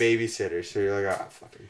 That's Take him him to with this. me. that This is dark yeah. noir, Hey. fucking. Yo, I'm gonna tell you congrats right now, to the that's baby for staying inconsiderate. so long. that's fuck. What? Congrats to the baby for staying quiet for so I long. mean, yeah, I didn't say You know that. what? It was Actually, crying the whole so time. Oh, the it's whole crying time the I whole thought it was just time? Yeah, at the yeah. end. Okay, At I was the about end to is the say- worst. I was Oh. gonna say, if it stayed quiet until then, hats off to that baby. Yeah, Because yeah. it literally did as much much better than him. Oh. We went to go see Batman together, and this motherfucker, I'm sitting there, and it's a long movie. Okay, Yeah, it's definitely dude. like a 3-hour almost movie. It's like 2.5, something like that. And so I think around like an hour and like 45, maybe almost 2 hours in, it hit a lull. And like, you know, I look at Dylan, and he's kind of just nodding off, and I'm like, all right, I'm not gonna like bug. If he wants to pass out, like that's fine, like it's fine. So he does. He passes out, and within 10 seconds of me seeing him actually pass out, I just hear. I'm just like, I don't know if I can let this slide. He goes for like 4 or 5, like, and I'm like, yo. Like, yo, you're snoring, bro. Dude, I know that lull you're talking about. Yeah. though, bro. Fuck, It's after the such car a weird chase. pacing Yeah. part. It was our first time in Landmark. Oh, dude, VIP, the elite we were seats. reclining, Yeah. had the heated seats, bro. Yeah. Dude, I feel like movie theaters are making a move now that, like, streaming is so easy and, like, cheap. Mm-hmm. Because, like, you can get Cineplex card that there's, like, you get, like, a free movie month. It's like a membership or some shit. Yeah. But the crazy shit is I heard that they had this movie, like, movie theater for, like, the new Top Gun. And I haven't seen it or anything, but it was, like, 3 screens. What? So it wasn't just Whoa. one screen. It was these 2 other side screens. I don't think they're as big, but they, like... Extended out Yeah. like perspective. Right? Yeah, but like the movie was shot in a certain way or something where like you're able to see it like move around and the sound travels with it and shit. But it's like Whoa. we're moving away from just having a movie theater to like having like an amusement ride. Yeah, it has to be a 4D experience. Yeah, it's like those things like Rumble the one at seats, West it's End. gotta move a little bit, like Yeah. they're like fucking flying, it's gotta be like, you know? Yeah. When you play like, I don't know if anybody else played this, like Star Wars, like the fighter game, when you're like flying through space and like The squad. Oh, not Squadron. squadron, like yeah, I guess it's like that. Any like plane game, Yeah. like where you're like flying a plane. Do you move your head when you move it, or do you just like Yeah. move like a regular person? I always move. I always move. Yeah, dude. So like I like that's the most important thing. I want to be involved in it. That's how you get engaged in shit. You have to be like when you're driving in a car game. Do you move, or do you just stay still and just fucking? Yeah. You I stay move. still. Oh. Yeah. Yeah. So like having the seats like move and do all that shit and like especially having the screens come out a little bit more. Like even what was it? I was at the rec room and they had like a projection one where it's like a little bit over you and then around you. Oh, cool. And then like for like 10 seconds I like was completely immersed. It's like, you know, it's like a cheap like bullshit one, but like the design of it and the way that it's like made to make your trick your brain really Yeah. works. So like implementing into the movie theater like aspect, game changer. Right? I think they really. It'll bring it back. It sucks because I feel like movie theaters are on their last legs a little bit. Like, It'd be you think of quiet. like the last good movie that you've seen in theaters, and it's either like, or not even good movie. Oh god, I was Just last like movie they're in all the theater. A24 and Marvel movies that are in theaters. Oh, did you Yeah. see the Matrix? The new Oh, Morbius? No, yeah, that was horrible. Dude, I just know it as a meme. Is it real? There's Morbius? a It's movie. Morbin time, Like baby. Matrix? It's the real. newest Matrix, the Time? fourth one. That's actually what happened. Yeah. It's like Morbin. Don't say that. No, the It's fourth a meme, the it's a fourth- meme, Morbius. it's a meme. Morbius is No, like I'm the talking new about flop. the fourth Matrix. Matrix. Does that have anything to do with Morbius? No. Have you not seen the It's Matrix? a shared universe. I've only seen the first one. Yeah, but you know that the fourth one came out, right? No, I do not. There's the new Came one out on with Christmas Keanu or Yeah. some shit, What a right? horrible movie. What a horrible movie. That's the thing. They're all like either reboots, A24, or Marvel movies these days, bro. And it's like, Man versus Bee. That's where it's at. but yeah, that's what it is. Mr. Talk Bean about it, here man. to Talk save about the day. Talk about it now. I don't know anything about it. We were just Watched talking the about it trailer on for the Smoke. first time today, and Yeah. it looks like He talks. pure comedy. It's like Mr. Bean, yeah, but he Yeah. talks. It's like what's No, Johnny it's not. English, Oh yeah. Mr. Bean, like. Wasn't he that It- Mr. Bean?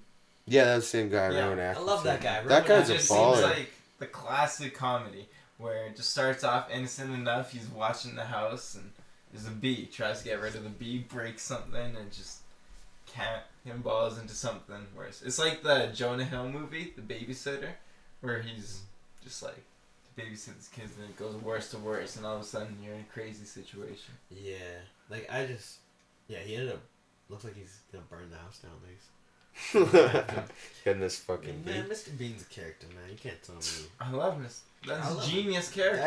That is absolute. Who How else much does? money do you make? Us He's not rich as talking? fuck. He's rich as fuck. How? Tell me anybody else doing physical comedy like that? Right. Like Jim Carrey, but not mean right, right now. now, right Not now, right now. right Man, Mr. Bean a relic, bro. Like he's iconic, but I think What do you mean a relic? Like What? relic yo, means like bad. the shit he does is old school. Like Man, if you're old yeah, school slapstick clown comedy, shit. bro. Yeah. Real comedy, bro. real, yeah. Physical. I know. What? What do you got an opinion? What you expect some? Oh, Mr. Bean. What do you What got to say? kinda- What do you have to that? say, bro? The big eyes.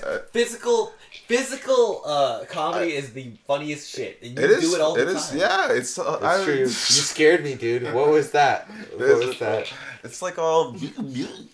Maybe that's why I despise it because I am it. But it's like. Who's that guy from Jurassic Park? Chris Pratt.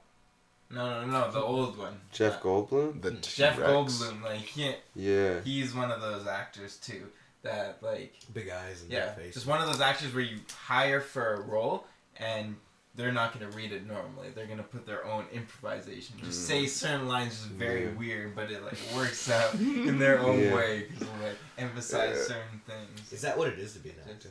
To say fuck the script? Sometimes You just Yeah. do whatever you want, it works man. out, That's man. really what I think it is. Do whatever you want. I feel like, yeah, it's just like the script is like the skeleton, and you just like build off of that. Like, I'd always cut words and shit out of whenever I was doing a monologue or something. Yeah. Like, I heard something once where you want to strive for like 90% text accuracy, but the 10% is like for you to like add pauses or like maybe you stumble, you're like, or like add the emotion to it. Fucked up. I remember when we were on stage, completely missed the whole part, and I had to like improv my way to get back to like the fucking. I think I was talking to you. Oh, to the Seamless, right yo. part. Yeah, it's Oh. yeah. That's the rush of that shit, though. It's I like love when that you're shit. like, you got nothing but just your chops to save you, kind of. Yeah. It's so scary. And it's so funny because it's like such artificial pressure. Like it's just people watching you. But if you're in the scene, it's like, oh, you're actually doing the thing. Like it's very real. Yeah, that's true. Especially like on stage when people are Yeah, like, theater's crazy. are like just staring at you. I always get nervous, dude. I still get nervous. I don't know why. And it's like even public speaking, sometimes I get fucking nerves, but then they always melt away, and that's the best feeling. That's what always kept me coming back, was like you feel nervous, and then when it like Once you start doing it, you like fall right into your yeah, and once you're in the pocket, it's like the same thing as musician. I feel like that's the most rewarding part of acting, and like fuck man, I'm sure all those like character actors are like pretty much always they've like deepened that pocket so much, you know. Well, yo, I'm curious what that pocket is because I think it's just when you feel good doing the role. Hey. Or Yeah.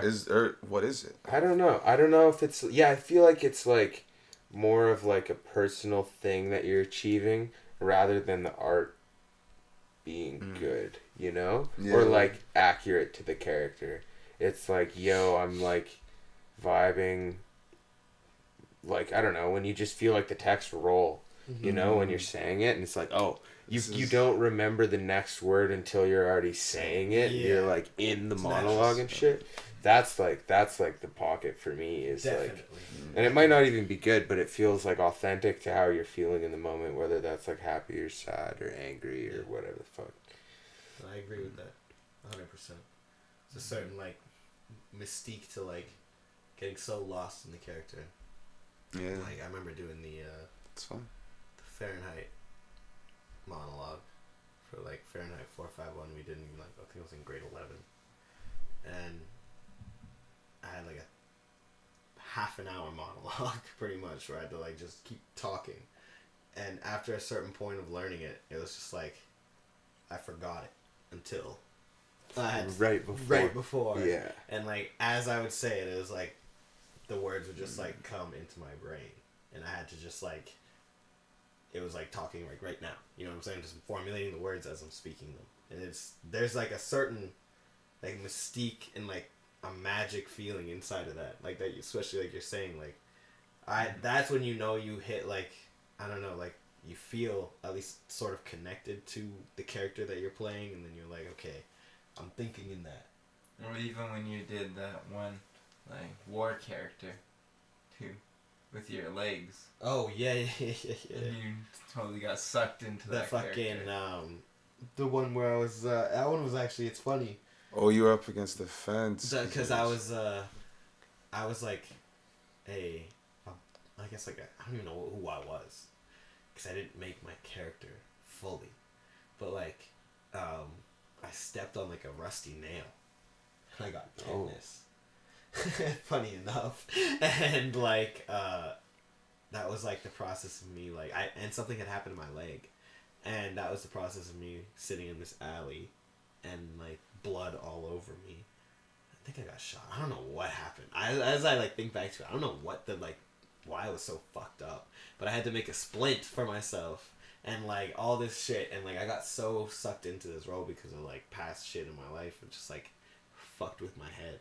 Yeah. Where I literally was just like, it would flash in and out of like the scenario I was in, and then back to reality where I was like, I didn't even see the crowd in front of me, and then I would see them, and then I wouldn't see them, and I would see them.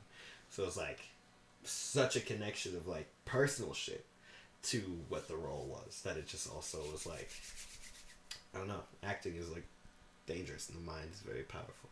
Yeah, it's like, I don't know, I always found like acting Not is dangerous, it's a bad thing, but like I think it can be dangerous Yeah, though. no. Like people use that shit as therapy, and it's like I think that's when it gets dangerous. Like I think it's like that's how I act too. Is like putting like imaginary circumstances over top of like real circumstances that you've been through, and that's like empathizing, like feeling like that what the character is going through in that moment.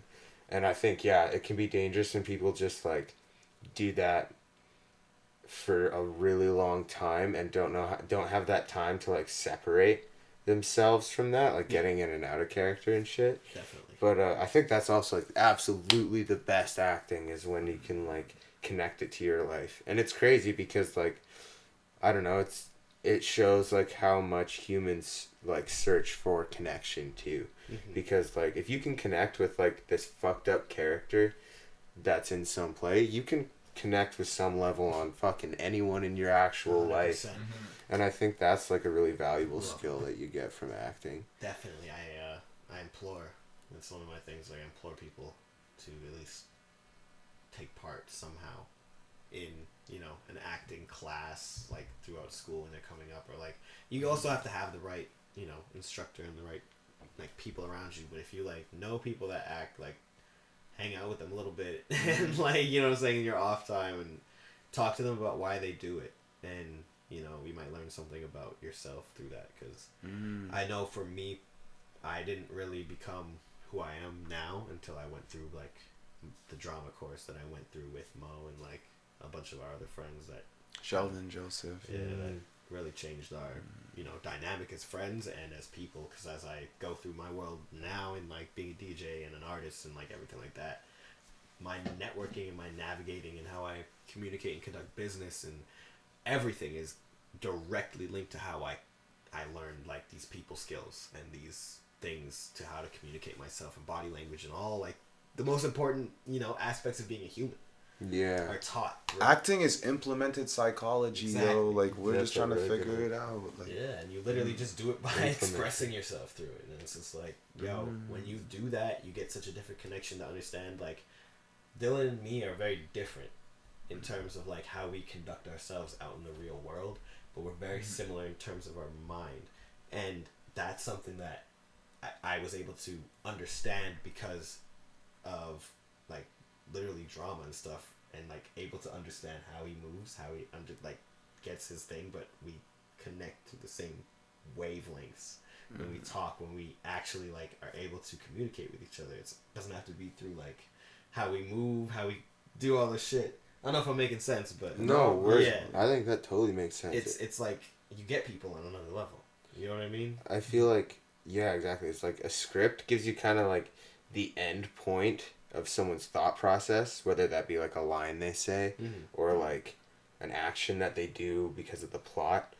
But it's like your job as the actor is to understand why they got to that point. Exactly. So like when you're meeting people in the real world, it kind of teaches you that skill about like reading people's subtext, reading like the reasons why they do things, which I think fucking word in general. I think like there needs to be a class on that, whether it's like acting or like empathy. Yeah, literally talk to expressing people, like, yourself. Like, 100%. Yeah. I'm gonna use the So washroom real wild. quick. Please continue on with this conversation. I'm gonna pee my pants. So oh don't worry wow, about me. Unless you guys want to take a break.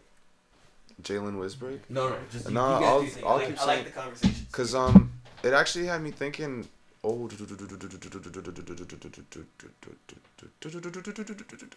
Wheel of Fortune. Yeah. We're gonna get. With the acting thing. Yeah. Like I think it's so interesting. Like I'm hearing this conversation right now, and it's reminding me of a lot. Like, oh, if you can like figure out, like, through a script, someone else, and you can step into that, and then you have to come back to yourself. I feel like you end up with a stronger sense of self if you understand that you're coming back to it, which is like a really, really powerful thing to have, because then then you go on the real world, you just interact with people, someone tries to, like, as people often do, like, project a sense of like who they think they are on you. You can like just rest assured in like knowing you know who you are, because you've been able to step outside of yourself in a sense. I think it's like quite a powerful thing to be an actor. And it's because also as an actor, you get a lot of time to think about what you do, because most of the time you aren't doing anything, which is like, so you find like ways to describe what is this thing that I do, you know? That's true. It's like it teaches you that search for like motivation, and then you can apply that to yourself. I totally agree. It's like your borders of self get strengthened every time that you're like, oh, this person from this script is not me, and they are so not me because of this. It like through like, I don't know, circumventing the process of realizing why that's so far from you, you learn more about yourself, kind of thing. And do you guys think that's a very difficult process with like younger actors who get booked into like, let's say like TV roles that go on for many seasons, and their like character becomes their life almost, becomes famous, everybody sees them out, oh, you're this person. Yeah. They're very, other than that, is that very difficult to kind of maintain your own personality and your own self? I'd imagine so. I think so. Like, look at all the Disney stars that are so fucked up right now, you know? And also, like, I think, like, I don't think a person really has a proper sense of self maybe until, like, after 25. Because I'm just living life right now. I know this early 20 shit don't make no fucking sense at all. And, like, very much so with that, like, I feel like you're so impressionable at a young age to then be involved with money like that. Like, you're a commodity as a kid, you know? And they're trying to sell, like, literally your youth, you know? And what will you do if you become famous? You'll go to press interviews where you haven't lived a life to have a personality. You don't even really go to school. You just do industry things. You go to parties, show face, take pictures, like, and then Always you learn on your set. script. Unless you got a good crew, like, which maybe you do, maybe you don't. Maybe you're with other Disney stars who are fucked up themselves. Like, you'll go out and party that night, maybe, you know, or something like that. So, I don't think it's good. I feel like, yeah, it keeps you locked in a system. Especially, like, you think of, like, for, like, a TV show, like, let's say, like, a fucking, like, Family Channel TV show, like we're talking about. Like, they have to film so much, so fast in a day that these kids, like, don't, like, they obviously have acting training and stuff, but I think, like, just, like, the kind of schedule that, like, a multi-camera sitcom like one of those things has is, like, you don't have time to really develop your character. You just read the lines. Yeah. Really, like... And so then you are that character, like, people will perceive that. It's gotta be so bland behind the scenes, too. That Well, would suck. the process of like film can be grueling, right? Yeah. Depending on what you're doing and how you're doing it, can be long. It's awesome. It's rewarding. At the end of the day, it's just like some days can be long. You're shooting like the same thing for like, you know, Without seeing the final product. yeah, For hard to years, see. bro. for years. Sometimes it's for years. Like, It's crazy. I think, like, I worked with some friends to make movies all throughout high school, and then we made one called, like, Fugacious, which, like, really got traction because we did, like, crowdfunding and shit for it. Right. But the process of that was fun because it was with friends. But if it was just with strangers, man, I don't know. You kind of really, but it goes back to like that whole thing with collaborating with people, is you kind of find your family within that. But 100%. I think it's so rewarding to like years later, eventually when you do get it, but you look so much different and you've done other shit. It's like this little gift you get, and it's always Time a capsule, gift. kind of, you know. Yeah, exactly. I like that a lot. Like, yeah, I've always wanted to make film and do that. Like, it's always been a passion of mine in my like hobby essence. Cause like we used to fuck around and like shoot like scary movies and like make like stupid little things and like try to edit them together. They're always horrible, but they're actually like, you know, they have potential. Right. But like it's just the practice. It was fun, and like that was just the main point of it. It was just like fun to do shit with the homies, and like I do want to do it still. I want to eventually like, you know, start shooting shit like you were saying, just do skits, and like eventually I did want to do like a horror movie this year, but it's just been so fucking hectic and so busy. But maybe we'll still have time. We'll see. Right. We'll see what the future holds. You never know. You got your whole life to write your first Exactly. movie. Like, I don't know. That's something I want to do too, man. And it's like I've written so many things that I haven't liked, but like at a certain point, you just have to like just gotta do one, and then just like make it dope, and you know, just keep going. Yeah. That's how what it is with music. It was like I started off like freestyling, and that was like everything. So I was like freestyle every single day. Sucked, horrible. I still have them somewhere, and then like got better. Started writing, and then it was just like the process. And like even though I suck, I know that if I practice this skill enough, I'll get good. I believed I would get good. And so like just practice what you love. If it's fucking baking cookies, like, and you suck now, like just keep baking cookies until you get change Every shit. day. That's the thing though.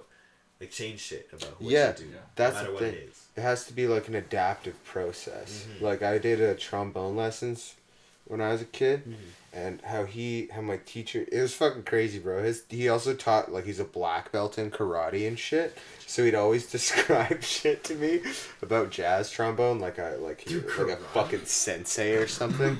And it was cool though, because honestly, a lot of that mentality is like kind of, I've kept that. But how he explained it is like progress is like this. Like, you get better. You hit a point where like you get snagged or you get stuck and you don't really get better, but you keep practicing, and then somehow you're able to untangle that snag and get better again.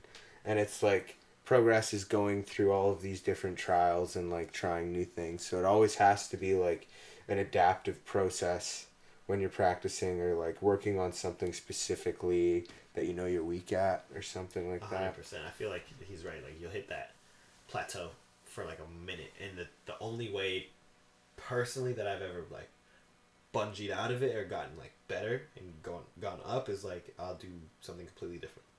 I'll listen to different music. I'll start playing a different type of music with my DJing. Like, it happens with DJing. I feel like more so because like you can tell, because for me, I'm doing it every week. I'm DJing out and about, and like I get a certain feeling from it. When It's not hitting. Yeah, and you'll know like right away. It's like such a responsive art form. Like you know, right? So over time, even for myself, like personally, like music won't hit the same. So I'll listen to all this club shit, or I'll listen to like I'll be playing like hip hop or whatever, and I'll be like, okay, this isn't working for me anymore, and I need to just start spinning like, I don't know, Latin or purely Afro reggae, or like even if it's like personal shit that I need to start listening to clear my mind out of it. It's like fucking 50s like jazz, or like, you know, like blues music, or like something that's just gonna completely change the scape of what I have to deal with. Yeah. And then when I jump back into what I have to do, I come with a fresh mindset, and I'm able to then like change that shit up or implement those off songs into my set, which then boost it to a creative point of being like, oh shit, I'm like, now I can jump here, now I can do this, and then that plateau has now like risen at least a little bit, and I just kind of chisel my way up. Yeah, exactly. That sounds really fucking cool, man. It's a hard process, but it's like figuring out that you are stuck. I think is the most important thing. It's that's like, true. And like not getting, getting discouraged. frustrated with it is important, but not getting discouraged not is stopping like, because of it, because like everybody's gonna hit that. at any point, no matter where it is, you're always gonna hit a plateau if you're just like doing the same thing. Mm-hmm. Doing the same thing is the most detrimental thing after a certain point, because of course practice makes perfect. But if you practice the same chords every day, and you don't learn any new chords ever, you're gonna be a master at those chords, but you're never gonna be able to play anything else. Yeah. Because you can only play that like one range of like, you know, free notes or whatever it is. Mm-hmm. So like, I don't know, just do new shit, man. Try new hobbies. You know, like I don't know. Yeah. As a writer, new stuff as a writer, like writer's block is a real thing. Like you just gotta like Mo will hang. You know, he thinks hanging is important. You want to talk about that? What is hanging? Oh, quite literally hanging, like from a pull-up bar. Oh, okay. It's good to decompress your spine. Dude, I've done that before. Just when your back's sore, it just like use your body weight to kind of decompress. Oh, that feels and especially fucking if you good. hold your core, like you can get a lot of like strengthening here, but also it elongates this space so your diaphragm opens up. What does that mean? Your lungs. I'm a fucking smoker, so it's like, I think we all actually know. So it's like, but it helps decompress this. It's good for your like intestines too, because it just relaxes them, because then they're not squished or compressed. Put it right in It's good camera roll.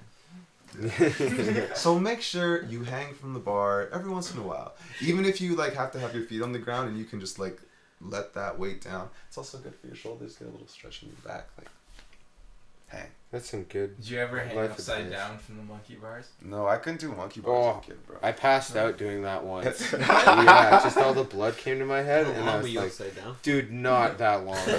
Probably like 45 seconds, and then I was like, ugh! And then I fell, and who the fuck put the idea of having wood chips? Yeah, I knew it was gonna be wood chips. I knew it was gonna be wood chips. Woke up to the wood chips, man. I think that is this. I get it, shock absorption or something. Because I've been winded hitting sand as well, but you don't get fucking stabbed. I'm sure there's been kids that had like wood chips gouged into their skin falling. Yeah, 100%. There's some sharp shit.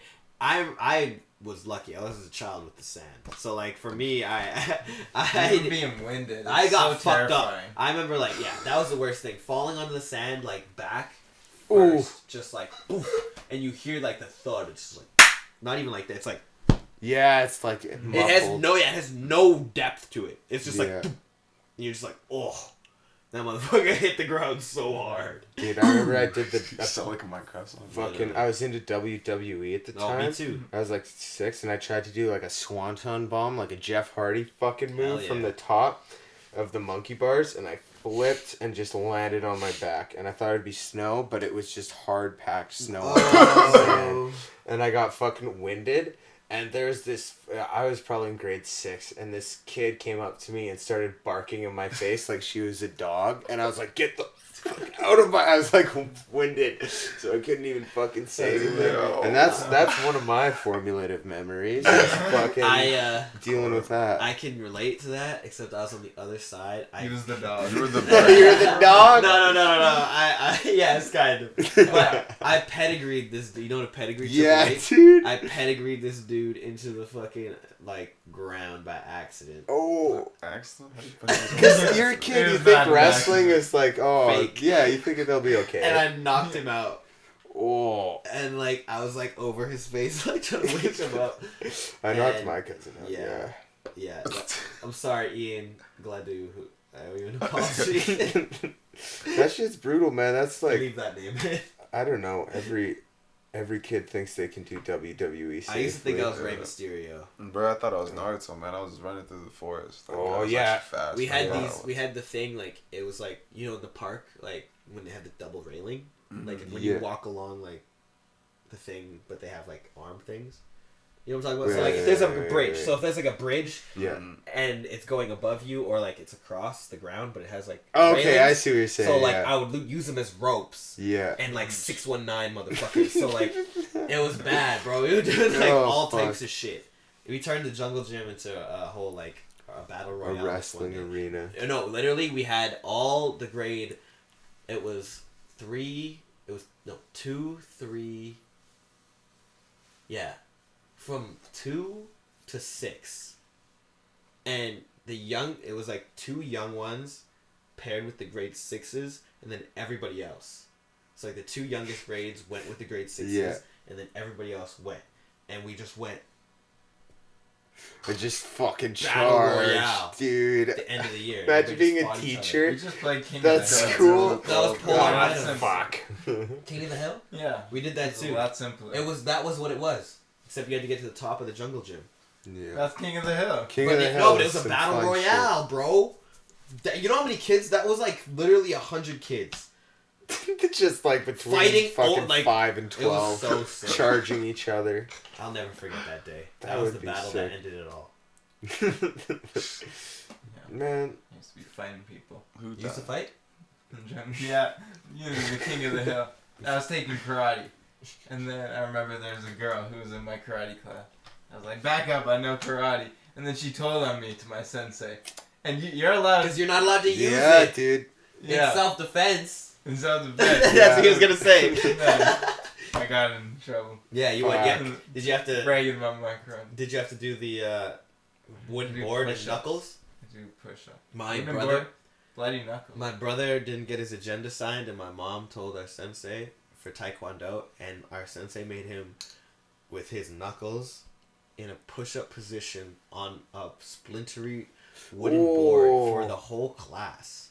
For the whole class? Yeah. Jeez. I didn't understand it either. I was like, is this child abuse? And my mom Kind of, was yeah. like, yeah. So we're paying No, for no, these no, not Taekwondo she didn't agree with the classes. child abuse. She was just like, yeah, this is what needs to happen. This What happens if you don't Yeah. get your agenda signed, motherfucker? And I was like, man, I'm getting my agenda signed. Dude, yeah, Yeah. that would fucking... He was a message to everybody. I just learned my mom's signature. And then Oh, Yo, yeah. bro, That's what I forging did. signatures still.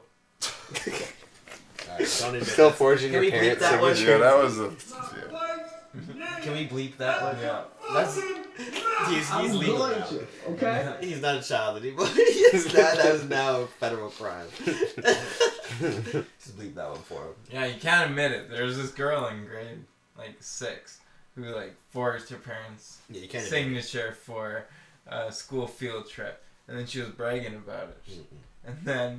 And of course other people in the class told the teacher. And then she started breaking down, You crying. play stupid games, you win stupid prizes. Right? Yeah, man. She wanted to flex like that? You do punk things, you get punk results. I love those. There you things. go. It's, yeah. Those are my favorite ones. It's good advice with no empathy, which is Exactly. fucking... This is Sometimes amazing. people need that, bro. That's my life. I feel like I try to do that a lot for my friends. Because you don't get that a lot in life. I feel like people, want to Should- comfort you so much after you fucked up, which is It's important, good. too. Yeah, you need to have that balance. But you also need to be like, After you need to you've been get stung comforted a little bit. then somebody's gonna look at you and be like, but you didn't fuck it up, buddy. Yeah, I exactly. understand why you're here, Yeah. This isn't happening by accident. You know what I'm saying? It's nice to be sympathetic, but also you have to not be complacent and make your own excuses for why the stuff went wrong. You have to take blame and know where it went wrong and adjust it for next time. What's something in your life that went wrong that you had to adjust, though? I do Damn. nothing wrong. What about you, Mo? I ain't do nothing wrong, man. Nah, bro. Obviously, I got Do done. nothing man. Yo, I had a show on Friday. Jaylin literally brought up the fact that I got arrested for groceries. And On actually, stage? yeah. Did I actually? Yeah. You're like, my yo, bad. let me say it. I was like, fine, you can say it. It was like, you were looking for a food processor. And I honestly, I'm the one who embellished and elaborated. You just mentioned the food processor. Oh, my bad. But when I got arrested, I actually had a moment. Oh, you did say you got arrested. Yeah. I didn't say you got yeah, arrested. I was the one who I was got just that, said this but- motherfucker tried to take a food processor. But then I was like, And then he's don't like, think yeah, I I'm almost got sorry. arrested in Montreal. He started spilling his guts. And everybody's too drunk to Yeah. remember, unless the people that have it on video. Did anybody else see No me one. choking on a do-rag? If so, send me the footage. Nobody wanted to post that footage. Irreplaceable. Maybe that's what my throat hurts. My buddy Cal, who I'm living with in Toronto, came up to me. He's like, "Don't do that shit again." And it was like literally right after I was like, I just got home and I was like, and I was like, "You're Don't right." do what? Oh, don't steal again. Yeah. But I guess I needed that. But I was also like, fuck you, man. Oh yeah, of course. Yeah, Yeah, right well, now. because you know now. Yeah, It's like, why are you telling me, bro? I already know. Yeah, maybe the lesson wasn't from him. Maybe not. But still, I get what he's trying to do. Yeah. I get what he's trying to do. But also, I've been in that situation too, where you're already down, and someone's like telling you that you're down, and you're like, Yeah, I don't. yeah, need you at word. that I'm point. looking up from here, and I fucking know that And already. I see it all, bud. But I Yeah. don't need you to fucking keep stepping on my nuts. It's like, go! Literally, yeah. There's a certain point. Like, there's a point where you like have to lift somebody up to put them down again. You know what I'm saying? You gotta bring Slam them them up at back least down. a little bit. You gotta be like, all right, buddy. Like, look, it's all good. I'm here for you and like everything. But if you fucking do that shit again, you know. Yeah. And then you pick them back up and you say, but I'll dust you off next time. Yeah. You put them back on their feet, but you're like, But you gotta there's let a them reason you fell down, Yeah. motherfucker. Yeah. Like, dust yourself Damn. off there, buddy. It's all good. and I think that's important. Like, both to give. It's hard to do that with people Find a too. balance, It's yeah. like hard to like. Well, I think even just like, I don't know. I find it that a lot of people make a big deal of like being hard on their friends or being honest with their friends when Yeah. they think that they're making a mistake, and it's like, Because no one else would tell them, right? yeah, exactly. Or like, I don't know. I feel like people avoid conflict so much, and I don't know if that's how people have always been, or if that's just like No, notice it a what lot. media has like forced people to do. But Mhm. I don't know. I think that's such an important thing about friendship, because I want someone to do that with me too, man. Yeah. You gotta tell the real shit. Like, real conversations don't happen with a lot of people. And that's like something I like to. I'm not a small talker. I'm bad at it. I'm very good at deep conversations and deep like introspection. I know a But lot do you about who I wanna- am. Talk like deeply with every person No. that you meet. No, That's and true. that's the thing. That's true. That's the thing. It's like balance, right? Mhm. You got to know how to like spit like regular shit and like, of course, but after a certain point, like if I'm having a conversation, like to me that's talking. Mm-hmm. A conversation is something where we're building upon like this, like a podcast is a conversation. Whereas like in terms of me and you having like an exchange where we're talking about the weather for about 5 to 10 minutes isn't a conversation in my eyes. Yeah. I'm like, hello, hi, I'm Jaylin, or whatever, blah blah blah blah blah, da, da, da, da, da. The weather's really nice. How have you been this week? Oh, really well, blah blah blah.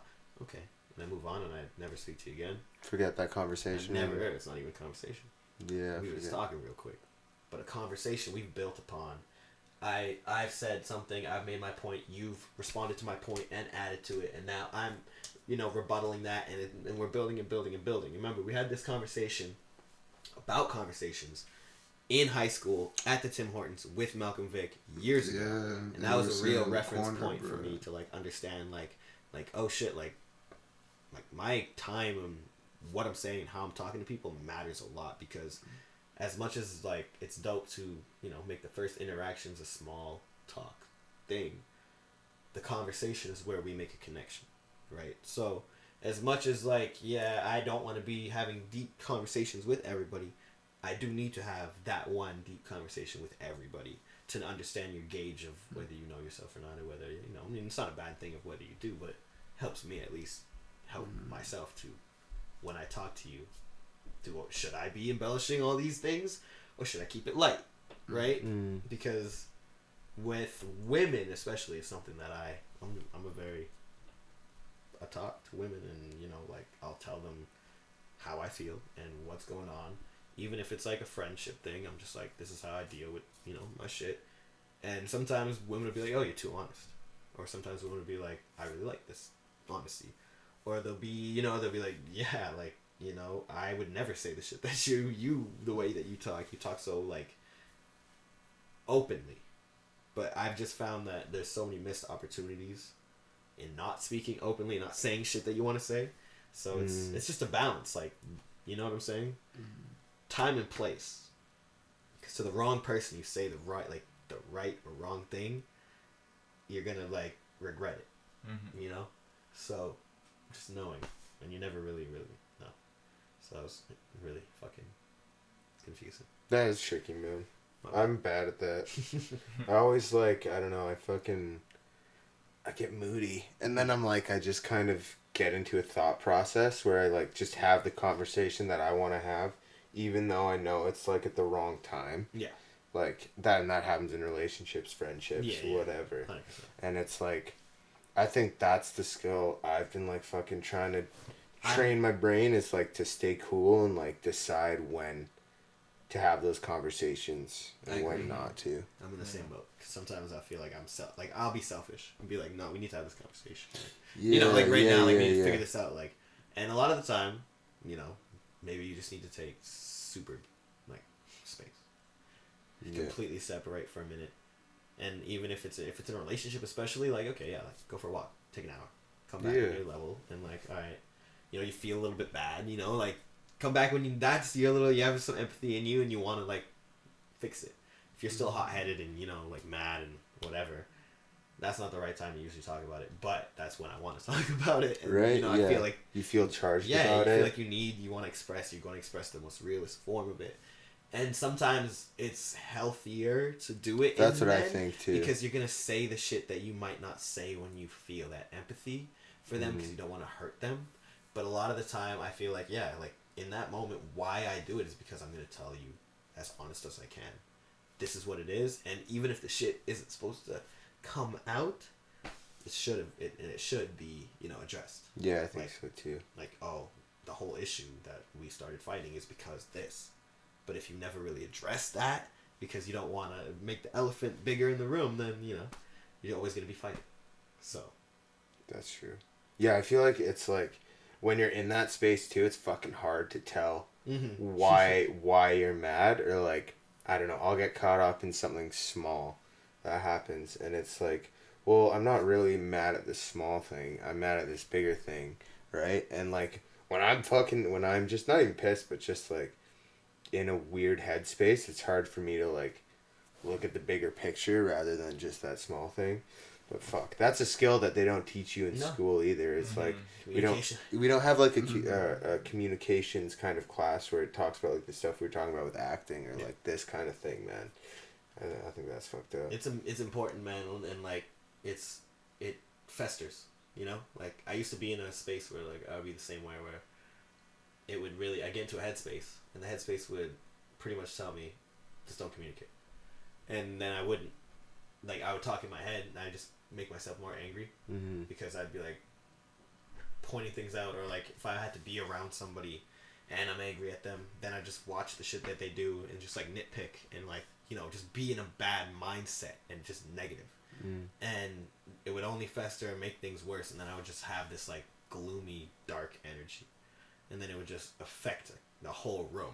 Like, if I was, these motherfuckers over, my girlfriend's there, if my mom's, it doesn't matter. If I'm in a bad mood, and I would walk in, and it would just, like, cloud the area. And, like, I had to really learn to be just, like, more positive, not let shit just, like, fester in my head. And if something's bothering me right away, just be like, yo, like, I don't like that. Or, like, this bothers me. Or, you know, I'd rather have that 30-second conversation where I'm, like, just trying to tell you, like, this makes me feel away. And then be like, I'm sorry, like, I'm not trying to be a dick, and then have that, like, thing, and if it just becomes something, then shit. Obviously, there was more to that, yeah, exactly. Then it needed to be addressed. But if, like, you know, I'm in a way, and I say, like, he does something, and then I say something, and he's like, oh, shit, like, I didn't mean like that. And I'm like, oh, well, cool. So, you know, I'm not sitting there, like, no, I'm not sitting there the whole time, like, the fuck does this mean?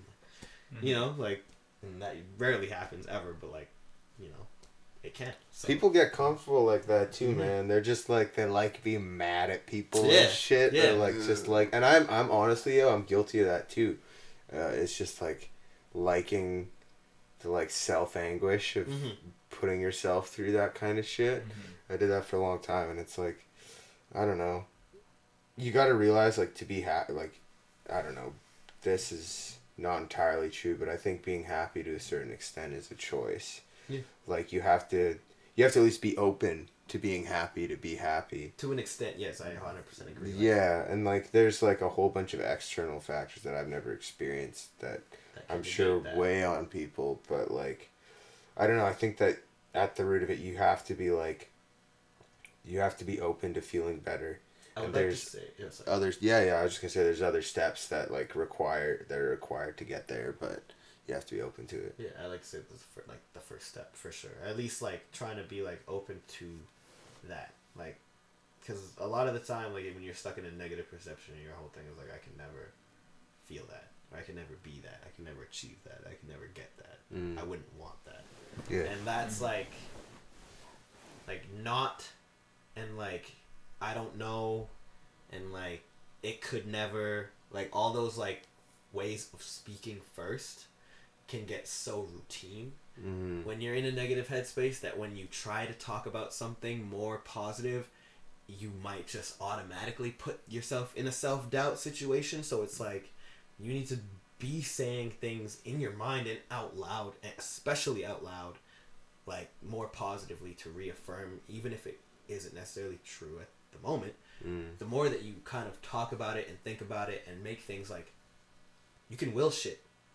You know what I'm saying? Like, as much as you it might not be real, your mindset and how you kind of perceive the world will definitely affect the decisions you make and the way that you feel when you wake up in the morning and the way that you move, the amount of energy you have. Like, when I've gone through a tumultuous amount of shit in the last 3 weeks in terms of like family shit, emotional shit, relationship shit, whatever the fucking case may be.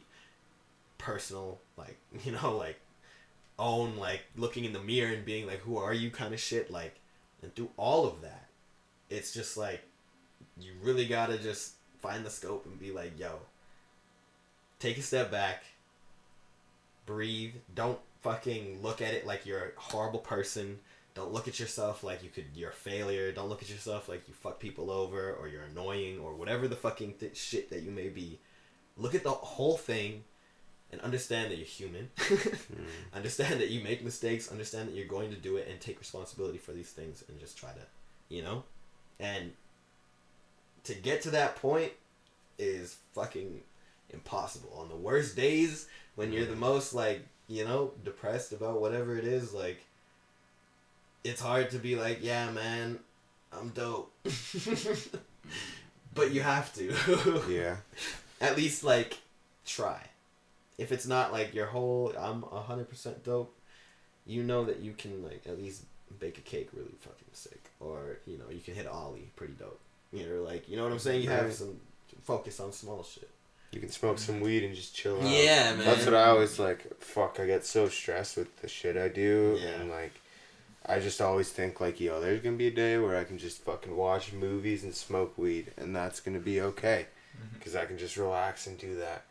And you have to have those, like, little motivators. Those goals, like, those moments of, like, salvation where it's, like, literally, like, I look forward to the end of my weekend. I'm like, Monday, I get chill. I do my podcast usually. We get drunk. I smoke. I relax. As stressed out as I can get on the day, it still can be. It's still something I look forward to, like, more than anything. So, like, I know exactly, like, the goal, or, like, having the end goal, the small one, the attainable one is so important. Because the feeling of it when you're like, finally made it here. You're like, the checklist is done. Yeah. Another one done. Another one done. How do you feel about doing checklists? It's good. It's good for the brain. It helps me a lot, especially, like, because I, like, categorize tasks very often. It's like, oh, but if I really want to get a task done, then I, like, really break it down. Like, it's even, like, if I was, like, working on, like, something on the computer, like, I'd have a folder in a folder in a folder for one file. So it's like checklists help keep all that in order. It's like, oh, one by one by one by one, usually in order as well. I was thinking about this for quite a bit, actually. It was earlier when you were talking about communication and how we're not taught this in school. And I was like, yes. And then I was thinking about it, and then I was also like, drama could technically be considered like our communication class, right? It is, yeah. But there's also, depends, because then I think there's also like a layer of, I feel like maybe this is something that can be taught, like sincerity and being genuine, because there are a bunch of kids who, like, are really fucking psychotic, you know? And they take skills that they learn in acting, and, like, they're manipulative people. Yeah, they use it like for their that. own gain, kind of shit. And it's like, people are this wicked, you know? Like, yeah. And it's like quite, like, we all know the dude who was in our drama class who was like Usually it's like the handsome guy who like fucks with all the girls, and he fucks with them. You know, it's like, and you really hear it from like these artsy folk, like the whole mental thing. It's like, and it's because we get to like mind games. We learn the techniques Yeah. for like the expression of the body. We don't necessarily learn how to channel that expression. We just know that it's like if you press this, something happens. We have all the tools, but we don't know like what they do, and you're not taught Procedure. how to use them in response. Yeah, dude. There's some Yeah, fucked up responsibly. acting kids, man, Yeah. that I can think of. Yeah. But like, I don't know. I guess you give kids a toolbox, they'll use it however they will. But yeah, that is a good point. That it is like a communications Yeah. kind of thing. Just sort of thoughts. But then also I was thinking like Ethiopia, they grow a lot of coffee over there. Coffee? Okay. Like That's beans? it. Like Yeah, you're coffee having beans? multiple thoughts. Yeah. Like coffee beans? Yeah. Yo, today I worked a coffee machine for the first time. You And- never used a coffee machine before? No. Like a Keurig one? Or Yeah, like a well, I had to get the fucking coffee filter, and I put a bunch of coffee in it, and I just Filter started one. it, but there was no water in it. Then I put water in it, and it just spilled all over the floor. But then I figured it out. I got some coffee this morning. Wait, where How did you did it make taste? coffee? It wasn't even this morning. It was this afternoon. Dude, when I made it to the McLuhan house, north side of Edmonton. Shout out youth, right? Yes. Picked them up. Yeah, yo, shout out Jaylin. Picked me up. It's quite often. I tried to do my thing. Is this lugs? Yeah, man. Sorry, bro. I'm doing a little podcast episode here. Hey, yeah! We're running in. Interrupt. No, you're good. You're good. We'd like to Lugs, welcome. This is Tom. Hey, yo, what's Tom, up, bro? This is Lugs. Nice to meet you, man. AKA Tyler. That's Tyler. Yeah. Word, bro. Word. Been a long time no see. Long time no see. I'm a school. Yeah, You're come. good. You're good. You can move all that shit. Yeah. We're just chilling, bro. How's your day, man? Chilling, bro. Got off work. You know. If you want, you can smoke that bomb, man. Of course. There you go. Of course. Man. Yeah, man. How y'all doing? We're good, bro. We're just chilling. We just, we've been Yeah. talking some really deep shit until Mo entered into the Ethiopian scape of beans. Oh, Coffee yeah. beans. Taco. That's what I'm saying, bro. Taco beans? Ethiopian. Talk about it. Oh, Talk about it. He said talk about it. Taco beans. taco beans? What does that mean? Taco beans. I was just saying Ethiopian coffee beans. Coffee beans, Travis Scott. End of Astroworld. We all remember what happened in Astroworld, right? Niggas died. But guess what? Why did they die? Because of the crowd. And then I saw this video.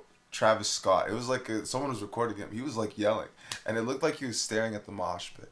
And I was like, then I was convinced that the devil was in rap music from there. You know how many people, when that thing was going down, were like, it was like, this is bro. satanic. Even my Like, girl at this the is- time was like, Like, she was like, I don't know if I can fuck with Travis Scott anymore. Bro, everybody cancel him. I'm like, what are you Yeah. doing? Yeah. Like, you think that he's just Yeah, like he inciting cried on riots? IG, Really? yo. Exactly. It's the crowd, bro. Do you think that he really is inciting riots? Like, do you Is feel he that inciting riots? I have no clue what Travis Scott is doing. I don't know if he's inciting riots, but I can tell you that he was staring in the crowd and he was going. And I can tell you, like, also, like, just as like a personal guy who's like living in the world, like I just know like these types of things. I think it's like really Because you're a personal guy.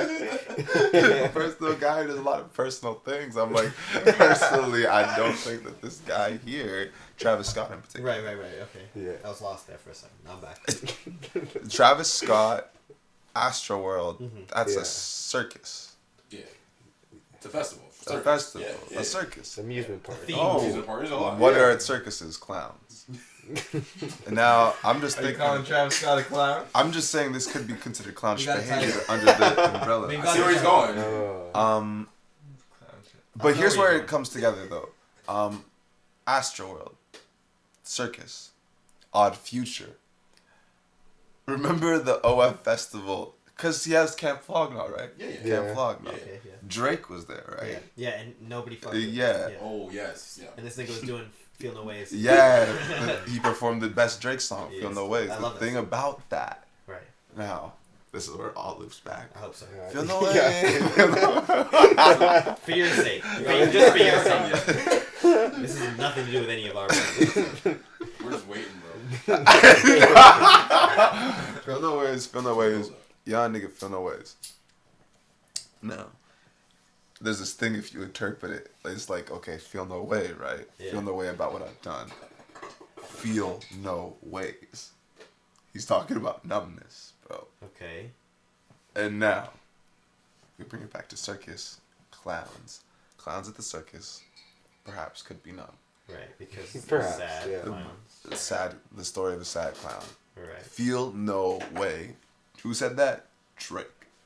Okay. D-R-A-K-E. Okay, E. Yeah. Jersey, Aubrey Graham. Right. Now, You go here. we're D-R-A-K-E. Square. Remember, like, yeah. Okay. Astroworld, Yeah. circus, Yeah. tent. Okay. Triangle. Oh my These Yo. things are so you see what We just need an X. Full circle. Wow. We just need an X. We got a PlayStation controller. For real? Well, you said you have the circle, the square, the triangle. Wait. What's the X? Wait a sec. Wait. Yeah. Okay. Props. Okay. Okay. Yeah. Bring it Show on the camera. in. You said X, right? I did. What's the X? I'm gonna press the X. Okay. Okay. And what is that gonna do to anything though? 3, 2. Okay, one sec. He was all mad about. props. Yeah, exactly. He was mad about this physical You can bring comedy Drake shit. in the room. Imagine. Yeah. Drake and Travis Scott. Pull up. Hey, you're from Feel No Ways? Right Oh, man. Yeah. And then Sicko Mode? Yeah. Oh, boo. I hate Drake. Imagine, bro. How do you feel about Drake, Tom? New album. I like Drake. I didn't listen to the new album yet. I do like Drake though. It's good. Yeah, I don't know. I heard about his new album. It's like more dance poppy kind Oh, of stuff. housey, yeah. I like that kind of shit, dude. I So like I it feel a like lot. I'd like it. As a DJ, it's Same. what I've been looking for. So. Same. What's your guys' favorite Drake album? Take care. Is my go. Yeah. Order Take Care. That's a good one. That's my go. That's probably mine. This one's hype though. I'm not gonna lie. Yeah, honestly, probably Take Care. Yeah. Bro, honestly, yeah. If you're reading this, is good for me too. Just because it was grungy. Yeah. A little harder. A little bit more, you know. Little trappy. What about you? Yeah. Either Take Care or Nothing Was the Same. Nothing was the same. A lot of people like Nothing Was the Same. Yeah. Okay, what's your guys' favorite Drake collab track? Bro, this guy kills everything he's on. Yeah, exactly. Like, you hear him come on, you're just like, alright. Like, alright, he kills it again. Like, I don't know what to tell you, bro. Yeah, Probably one of my consistent. favorite hooks is Talk to Me. Yeah, dude. I don't know if what we have is love, but it's on my mind. Okay, wait, never mind. I Which just one? don't know that song. Which one's mine? Yeah. The one with Rick Ross. Lord Knows? Lord Or Knows. which one? Oh, Dice dude. Pineapples? Dice Pineapples? There's like No. a billion, that's the problem. Yeah, that's the thing. I was just thinking. There's probably a lot of them. Fuck, I don't know the name. Lord There's a Knows music has- video Bro, for Lord it. Knows is like Is one it of my newer or favorite old? beats. Newer or older? It's newer. It's got a music video. Which one with Rick Ross is newer? Yeah, I'm thinking the same thing, bro. Lemon Pepper Freestyle? Isn't that with Rick Ross? That is. I don't think that's what he's talking about. Where'd Mo go? Bro, this guy actually just disappeared. He's Well, getting we can Drake. He said too much. He got kidnapped by Travis Scott's He just did. people. He was like, I gotta see where this point was going. Yeah. There you go. No! Did you figure it out? Yeah. What? Did you figure it out, or what'd you do? I got You Travis just- Scott on FaceTime right now. Were you just standing out there until we started talking about you? Until you said that you got like, No, what do you mean? where did you go? Where'd you go? Where's the controller? You literally put the controller down, walked out the room.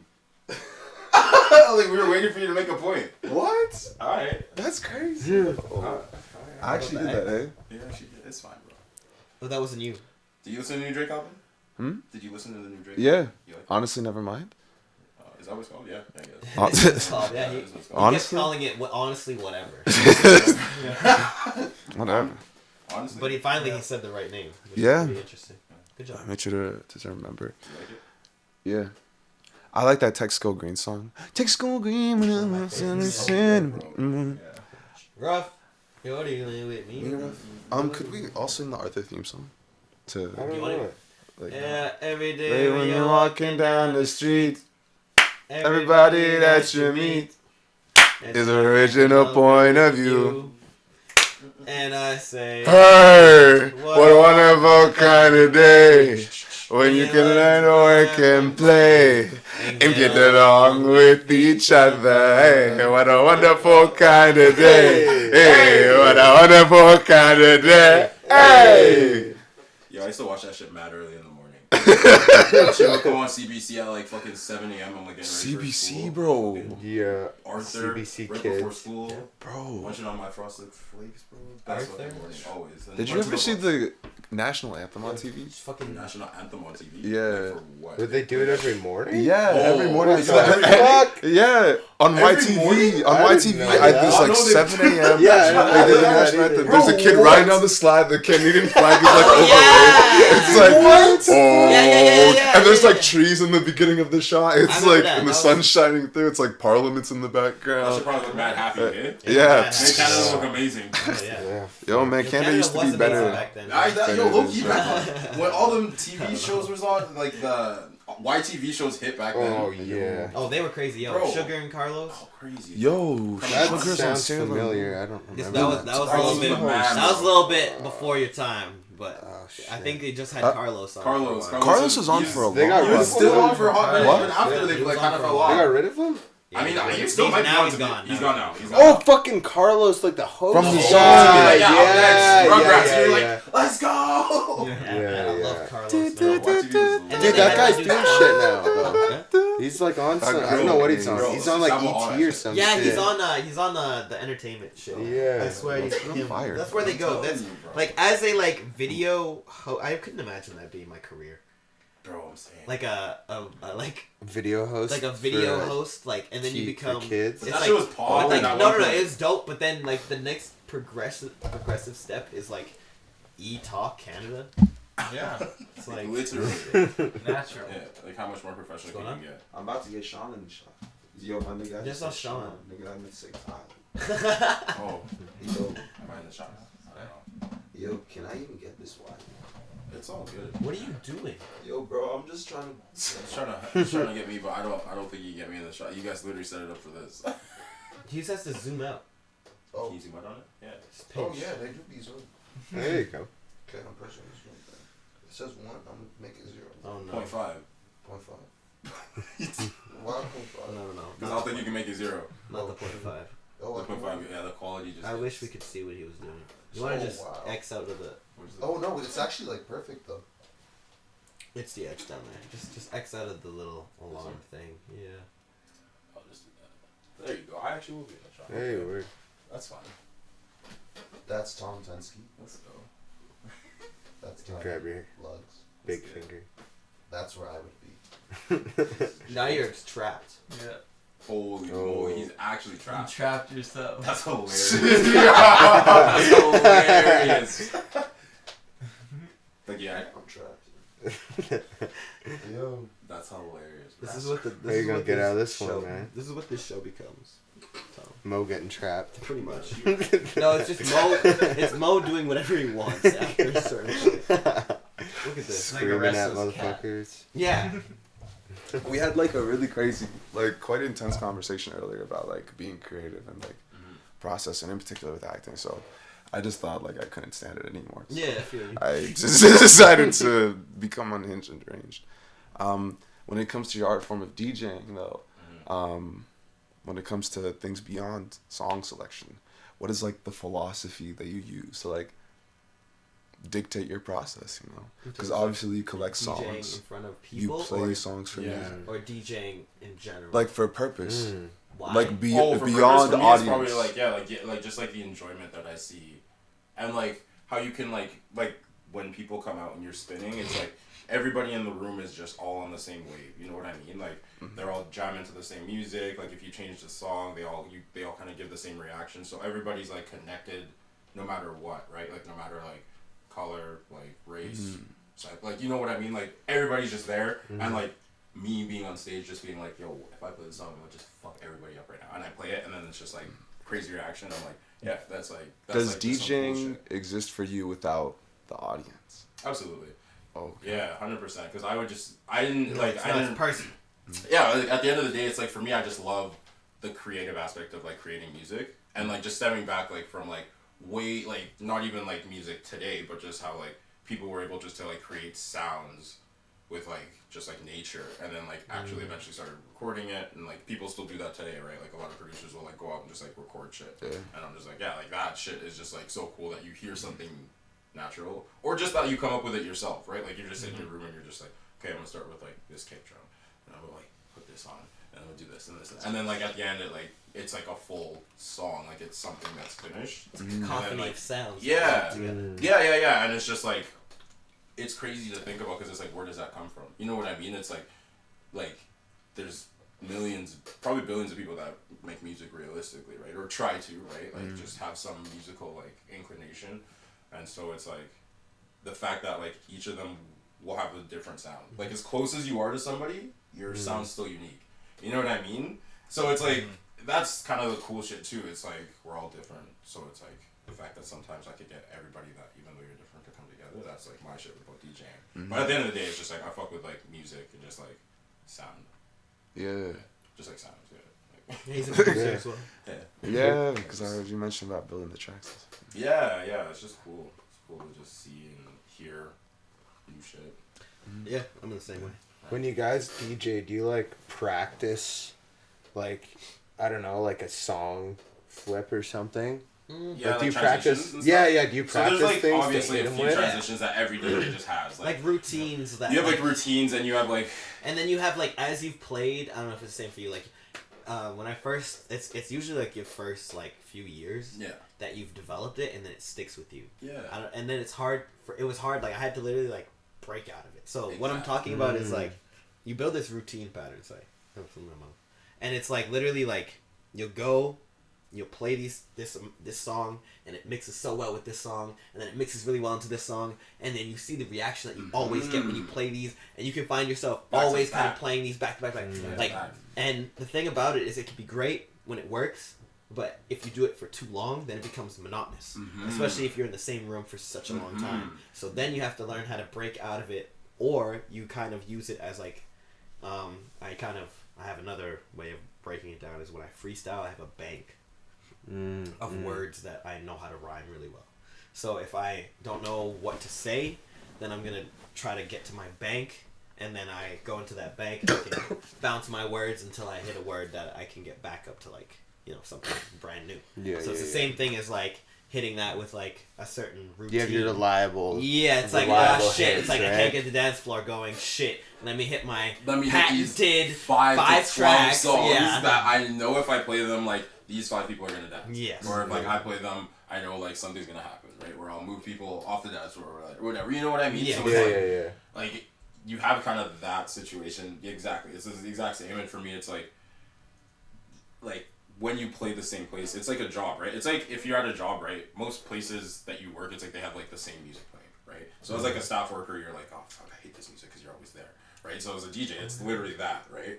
And then let's say like you're not an often patron and like you go to a restaurant that's playing dope music, you're like, oh, this is a sick song, right? Like that happens sometimes when you go out, but it's like, yeah, at the same time, like I don't want that. Like I want to keep like growing, right? Like because like it is a job, but it's also like something that can lead to other places, right? Like it could be a career, right? Let's say. So it's like if I do the same thing and do the same transitions in the same room every night, then it's like you're not growing. I'm not really growing. It's that thing we were talking about progress earlier about progress and hitting like. You literally have to, like I said it with DJing, I don't know if it's the same with you, like you hit a wall, a plateau, where you're like, even where like, I know I'm doing a job and I'm doing an okay job, but like, I need to start listening to ballet funk, and I need to start listening to, you know, old like fucking bossa nova music, or like, I need to get myself out of this top 40, or whatever this bullshit is that I'm like, have to work with, hip hop, trap music, and I need to listen to something completely different in order to like expand my knowledge here. So I take my elements that I love about this, and I try to use them with my DJing skills here, and then boom, now you're going new level. That's it. That's it. And literally, like that's how like I feel about the pint. Like when I play there, it's like okay, it's as annoying as it is to like have to play like straight mainstream music, like for you know whatever. When I play at other places, I'm able to use like those like super classic songs that really work and implement them into like a really sweet like set that has everything in it. Yeah. And now it's like super eclectic. Whereas before it would be like, okay, I'm only playing like hip hop, Afro, reggae, Latin. Whereas now I'm playing like a little bit of rock and roll, top 40, a little bit of EDM, then reggae, and then like Latin, skimming hip hop. Then skim a little bit of hip hop, skimming hip hop. I did some drinking. And then Alright. and then Afrobeats, and then ABBA, and like yeah. So like not like that like balance of having everything like that. It just makes you a better, well-rounded DJ to be able to like, you know, not hit like lulls in pockets. So.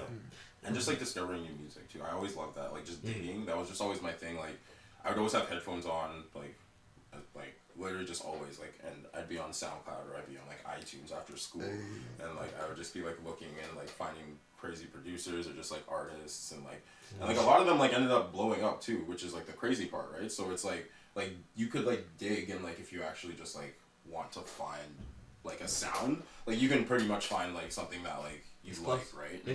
And that's the thing that everybody should know. It's like, yeah, if you make something, like, there's someone out there that'll probably fuck with it. You know what I mean? It's like, they'll be like, oh, this is cool, this is unique, this is something different, right?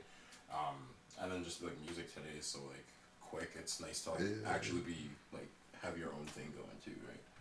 100%, man. That's, like, such a big thing, yo. I've been thinking about it a lot recently because I've been feeling like I've been stuck in a music rut. I was, like, over the next little bit, I just want to listen to new music. Like, and I've been doing it like a little bit here and there, and so like a lot of stuff in my rotations, like I've never like listened before. Like I got this Regina Spektor album that I've been listening to, and I'm like, what the fuck is this? Who's Regina Spektor?